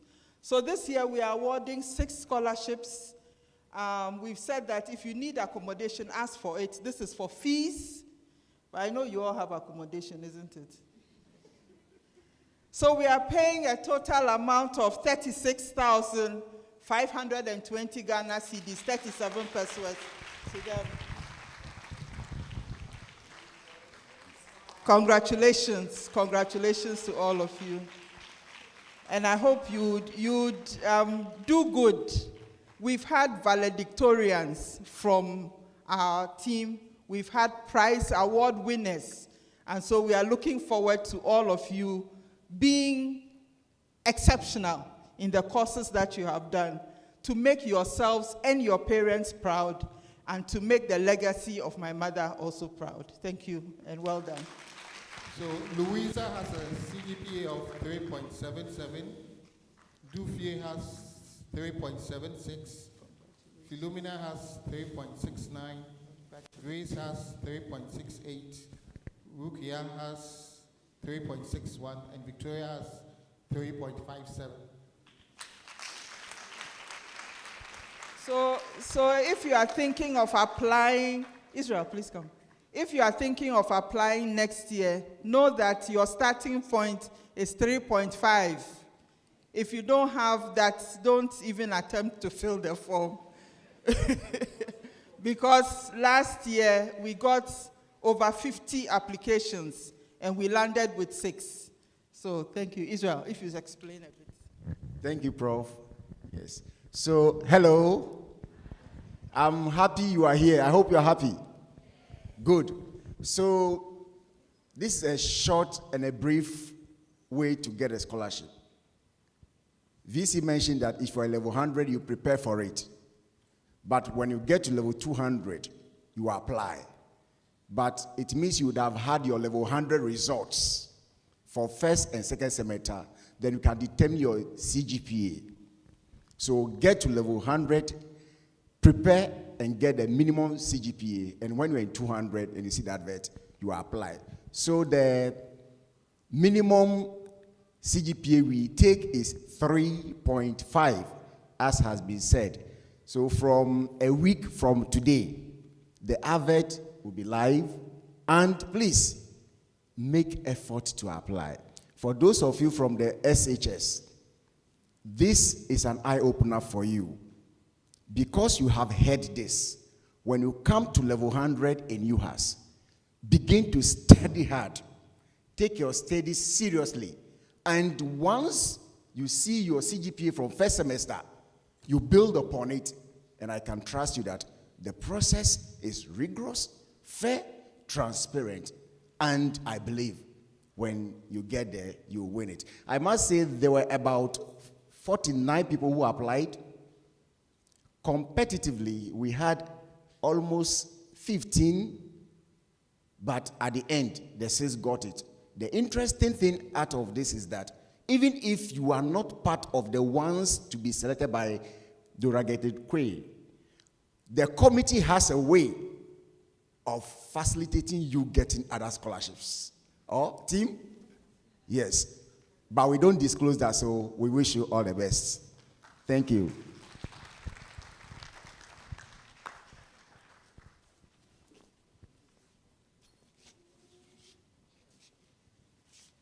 So we invite Prof. MG to say a few words, and then we show a short video, 2 minutes, and then we can be out of here. Some people have lectures, so Prof. MG.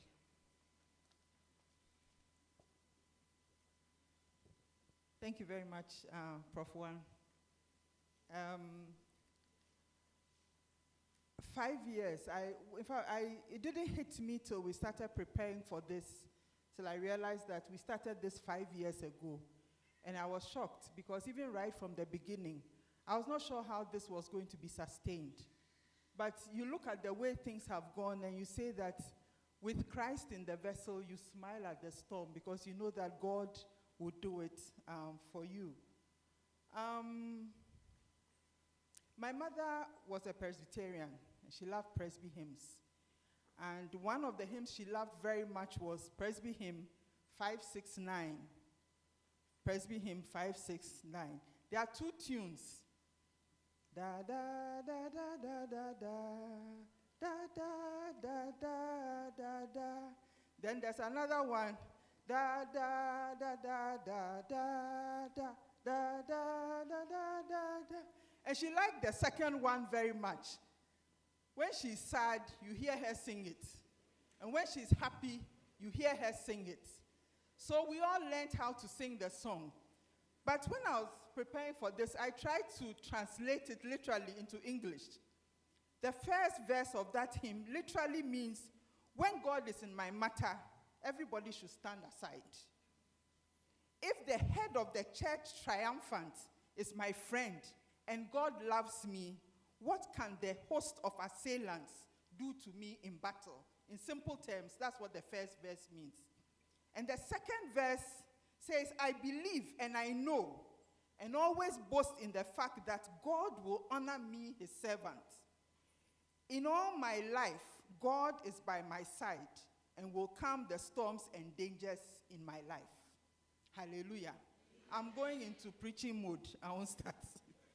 But then, as I translated it, my mind went back to the life of my mother and why she loved this song very much, this hymn. Like was said, she had been through a lot. My father died when I was 9 years old. And when I was growing up, my dad had quite a good job. So I was kind of like some dada BB, like that. By 9 years, he was gone. The good times, I went to the Swiss school on Ring Road, if you know that place. It was a Swiss school. We were taught German and VC. So that's why I like Switzerland and Basel very much. And then I used to do ballet. And I remember my last ballet outfit was delivered by British Airways. And I went with my dad on the tarmac to pick it up. And then we went to Art Center to perform. 9 years, my father was gone. And my mother said, "It's finished. I cannot do those things that he used to do for you." There were days when my sisters and I went hungry. You were going to school, you had a slice of bread. You went to school, you were not sure of snack. When you came home, you trusted God that he had provided something for you to eat. A lot of people think that I grew up with a silver lining in my mouth. That wasn't the case. You see me today, my life has been like this and like that. In secondary school, the headmistress told me, "Margaret, your exam fees have been paid." Up to today, I don't know who paid that fees, but I wrote a letter to say thank you to whoever it was, O-level and A-level, because she knew our circumstances.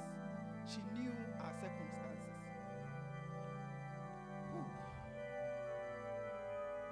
When I was studying in university, I had to learn how to braid hair, because I would braid hair and I'll earn something small from it. My mother was a teacher, class 1 teacher. And those days, class 1 teacher, I don't know. At a point, we came back from school one day, and there was an electrical fault, and our house was burnt down. We had to go and live with family members, my mother, my 2 sisters, and I. 4 people in somebody's house. We thanked them every time, but sometimes it wasn't easy. It wasn't the same. So what did I learn? I learned to be content with everything that I had. Any little thing that I had, I learned to be content. I learned that there'll be days when I'll have, and there'll be days when I won't have. I learned to thank God in everything. I learned to keep to myself. Sometimes it was good, sometimes it wasn't good, because I didn't have, so I couldn't go near people who had. During holidays, I'll not go anywhere. There's a party, I don't have clothes, too many clothes to change and go to school party here and there. I won't go. I will not see anybody. School will reopen, I'll go back. The library was my friend. And I sat at home, sitting by my mother, learning from her. So we did little donuts she was sent to school to go and sell. I learned how to crochet. And all the doctors in my husband's class, every family has bought crocheted material from me, because you have to pay for it, and so that we can earn money to do things. So then if God decided to honor me with this prize and this amount, I knew that there was some mother out there who was struggling to take care of her child. If I kept the money, I would have bought a new pair of shoes. I would have sewn a new dress. To what end? So my dear young girls, my dear students who have benefited from this, I want you to treasure it, and I want you to put your best foot forward. I learned over the weekend that there are 3 categories of people who get scholarships. Those who need it badly and get it. Those who have some and are looking for a top-up. And those who have but just want extra money for things. I hope that you are not in the category of the last ones I mentioned, and that you really need it, so that we can give the money to those who actually need it, for them to be able to pursue their education. I don't know what category my people fall in, but if you know that you have received the money and somebody else needs it more than you, you come and tell me. I won't tell anybody, and then we'll give it to that person, because we know the people in our class. We know those who actually need the money. We know those who need it. Once again, congratulations to those who have received the award. The advert will be announced and you can apply. And I want to thank all of you who have been sending me all those touching letters wonderful letters you've written to me on my birthday and on Mother's Day. I get such touching. This year I cried when I read some of the things that you sent to me. I wish you all well. Let me use this opportunity to thank God for the grace to keep on with this scheme. I want to thank especially the university management for the honor done me and all the support they have given for the celebration of this day up to today. All UHAS faculty, staff, and students for making time to be present here. Our friends and our teachers from the secondary schools, thank you. And if you gain admission into UHAS, which I hope you will do, put it on your radar to apply for the fund. And maybe you don't know. Next year, God willing, we may have more money to give 10 awards. You don't know. And you may be one of them. So we look forward to seeing you. The EDCTP for the seed money, they gave seed money, but we are topping it up. Because 20,000 euro, it looks plenty. But by the time you've done a couple of awards, it's run out. Our speakers, over the years, and Prof. Danso, Wiredu, thank you very much for the words of wisdom and for sharing your innermost feelings with us. UHAS Choir, you never fail. Thank you very much. Team ICT, Public Affairs, Works and Fiscal Department, the media. Philomena, who was an awardee, Harry, my nephew, and a young man called Kelvin Senor Tanson, who is a former student of UHAS. He's currently here. They did a brochure. I didn't know. They planned it. They did it, a beautiful one. I think it has been streaming on the screen. They did it. I didn't ask them to do it. They did it. Thank you so much for that offer that you did for me. My siblings and their children, I keep telling them, if you want your grandma's legacy to stay on, contribute to the fund. So now every month, they are all putting something in the fund. So those who have received, when you start working, remember to put something small into the fund so that somebody after you will also benefit for the fund. I cannot finish this without introducing the best committee that I've ever worked with. Can I have the members of the committee just come here so that we can see them? Led by Secretary General Israel and Chairman General Judith. Please, please, I want all the committee members to come so that we can see them. This group is something else. This group is something else. A lot goes into the selection of the members. You advertise, they advertise, you submit your applications. They go as far as checking from your household to be sure that you are actually who you say you are. I don't pay them. They've done it out of their own free will. They've contributed their time, their money, their effort. Please give them a hand for me. Thank you very much. We have a special do. That one is between us. Thank you so much. Please resume your seats. Everybody talked about a supportive spouse. I think I have the best spouse ever. Last year, I wasn't here when this function was happening, but he was here, and he he gave the check out. This time, he couldn't be here. Sorry. And he added his own money. Yes, you see. So when you are marrying, look for a spouse who will do that. That's for you. And to my children, I want to thank them very much. None of them could be here. They are scattered all over the place. Oh, Professor John Owusu Gyapong, that's his name. Extremely, extremely supportive for this program. So thank you all very much, and have a wonderful rest of the day. Thank you. I understand those who won the scholarship in the past, you have something for our mother. Where are you?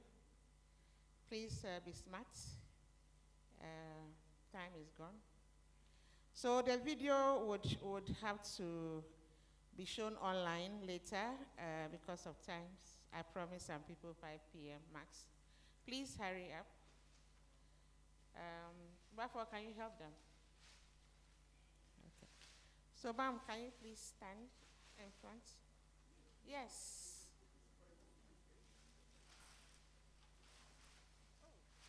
Okay. All right, so please give to ma'am. No time, please. Yeah. Okay. So you also send yours. For your husband.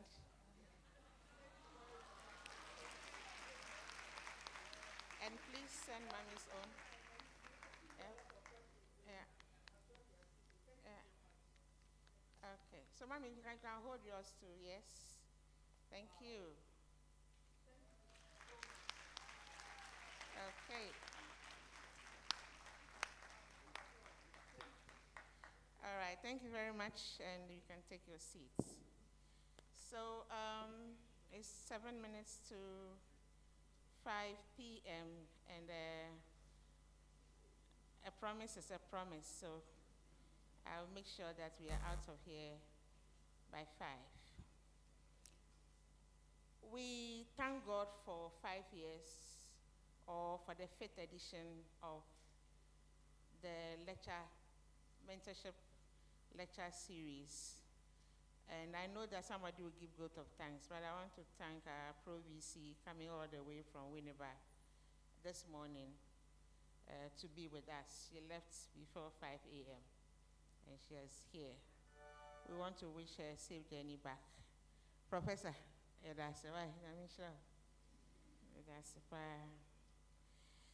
I will not be able to summarize, but some people were a little late, so I just want to reiterate a few things. We are here because our mother, Professor Gyapong, got a 20,000 euro award, and she decided to establish a scholarship scheme in the memory of their mother. This scheme rests on your performance here at UHAS, not SHS. So when you come in and you work hard, you can qualify to apply. But it is for needy but brilliant students, not for anybody. In the delivery of our distinguished speaker for today, she reiterated a few things, and I just want to highlight some of them. She mentioned that if we invest and develop the girl, the community become healthier. Parents who are here, those watching us online, continue to do what you do for our children, both male and female anyway, but today we are talking about the girl child. Girls must feel safe, and the law that would protect the girl from early marriage should be advocated for. So it means that the institutions that we have girls, we must protect them from harassment and other behaviors that will put their lives and their development at risk. I know what I'm talking about. So girls, please, if there's anything that threatens your safety, your mental health, please report so that we can help you navigate the space that you find yourself. The teachers from the SHS who came with your students, please ensure that your girls are safe. The schools that are mixed schools, even the girls' school, the teachers, some are males, please take care of your girls. And then, her story started from very humble beginnings. Those of you, some of you, you are okay, but others too, you are like, from a same humble beginning, You have to put it in your mind. She said that if only one person will go to the university, she will be that one person. If only one person, she will be that one person. It took her about 4 months to be confident and start talking in the secondary school. Some of you are the same. Where you came from, very, very disadvantaged. But 2 years, 3 years down the line, have you been able to, become confident, or you are still hiding in your shells?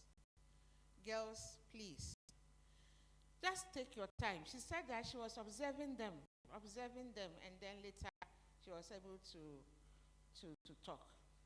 And even that, she said her L and R was a problem. But that didn't deter her. She was taking part in the long Bible quotations, quizzes, etc., etc. And today, she's a pro-vice chancellor. Tomorrow, I will not be surprised that she becomes a vice chancellor. Prophecy. A professor on your life, madam. All right. I also think that her experience about how when you travel and you don't take care, you don't use the certificate that you travel with. I was there myself for a while, and this finding is the same. The majority of the people who travel without proper planning, the reason why you want, what are you going to do, and all that, you find that you won't use the certificate that you have. You'll be doing something far lower. I remember when I was in the UK and my husband was a registrar of that level visiting. That time she was not a registrar, I think something, I don't know. And he had to do work at a place where you have to pack papers, those postal. I said, what kind of work is this? You want to go back? So I'm not surprised. It means that young ones, there's no free lunch. Whatever you want to do, you have to work for it, okay? So don't rush to travel or do anything that you regret later. I just want to touch on the supportive spouse. My men who are here, those online listening to us, please help us. Help your wives, help your sisters, help your aunties. We need help. Without you, it's only our mouth. We can't do anything. Without you see, the woman, our emotions, when something happens, we can't focus, we can't sleep, we become stressed, we get sick. So if you help us, we are able to do more. So our men, Israel, your men, the choir, the men in the choir, and all of you. Alfred, is that your name? Your name is Alfred. What is his name? This man. Alfred, you and your people, help us. We need support. But most importantly is the quotation that says, the willingness of the girl child to be nurtured. Some of you girls here, you are too stubborn, lazy. What word should I use? What kind of life is that? Wake up in the morning, so, I just came back from school. I'm tired. 9 o'clock, 10 o'clock, you're now waking up. It's happening in my house, so I know what I'm talking about. There's no free lunch. You have to, the panelists said it, that it will come from the house. If you are lazy and you come here, you can't survive. You cannot survive. The curriculum is heavy, very heavy. It's not SHS level. So please, the willingness of the girl child to be nurtured. And the last thing she said was that a girl child is not a problem to be solved. You are not a problem. Believe in yourself. Do whatever it takes for you to move up and shine. She is a promise to be fulfilled. And on this note, we want to thank our guest speaker again for coming and for opening her life, sharing. It's not everybody who wants to tell this story. Very few people who do this. But for her to open up and tell us her journey and the lessons thereof. Professor Esther Danso Wiredu. we say thank you. Thank you and thank you. MC. BC, I just received a text message from Professor Gyapong. He said he's reaching you. He's greeting me. He sent you a message now. I don't know if you have seen it. I haven't seen it. He says he's going to give each of the 6 girls 1,000 cedis each.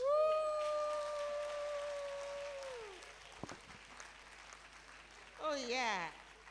Okay. So he sent it to my telecell number.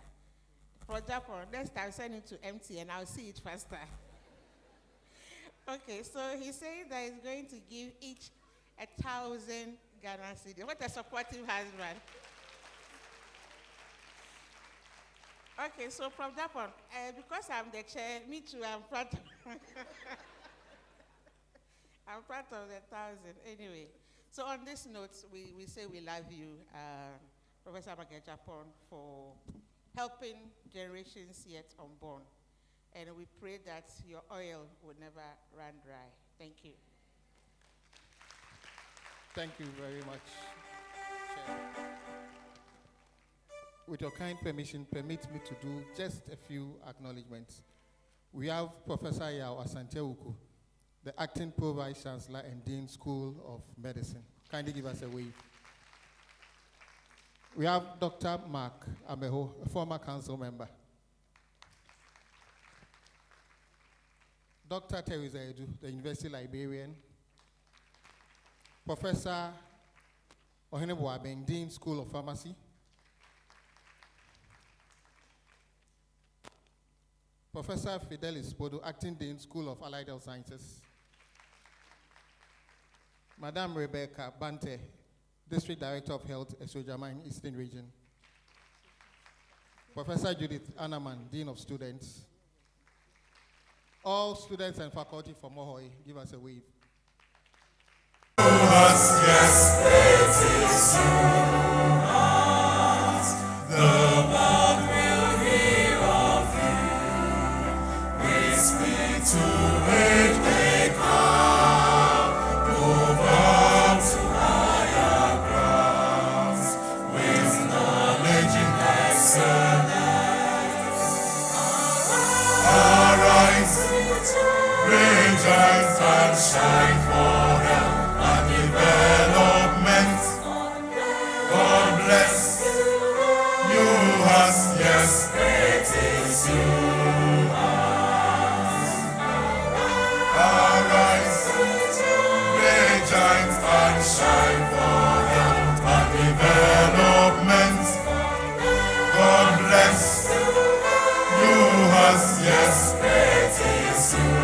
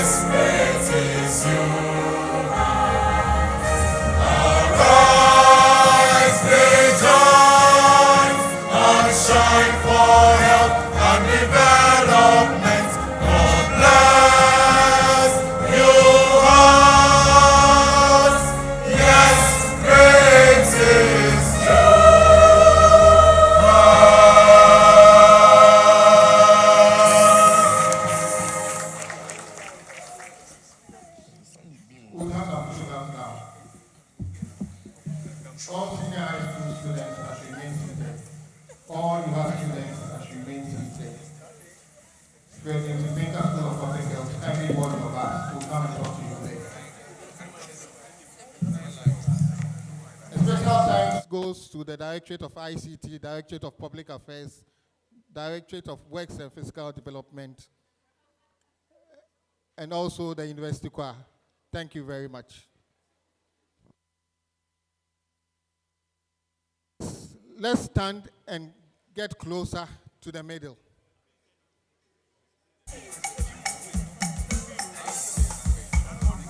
Let's all stand and get closer to the middle. Some of you can come down and join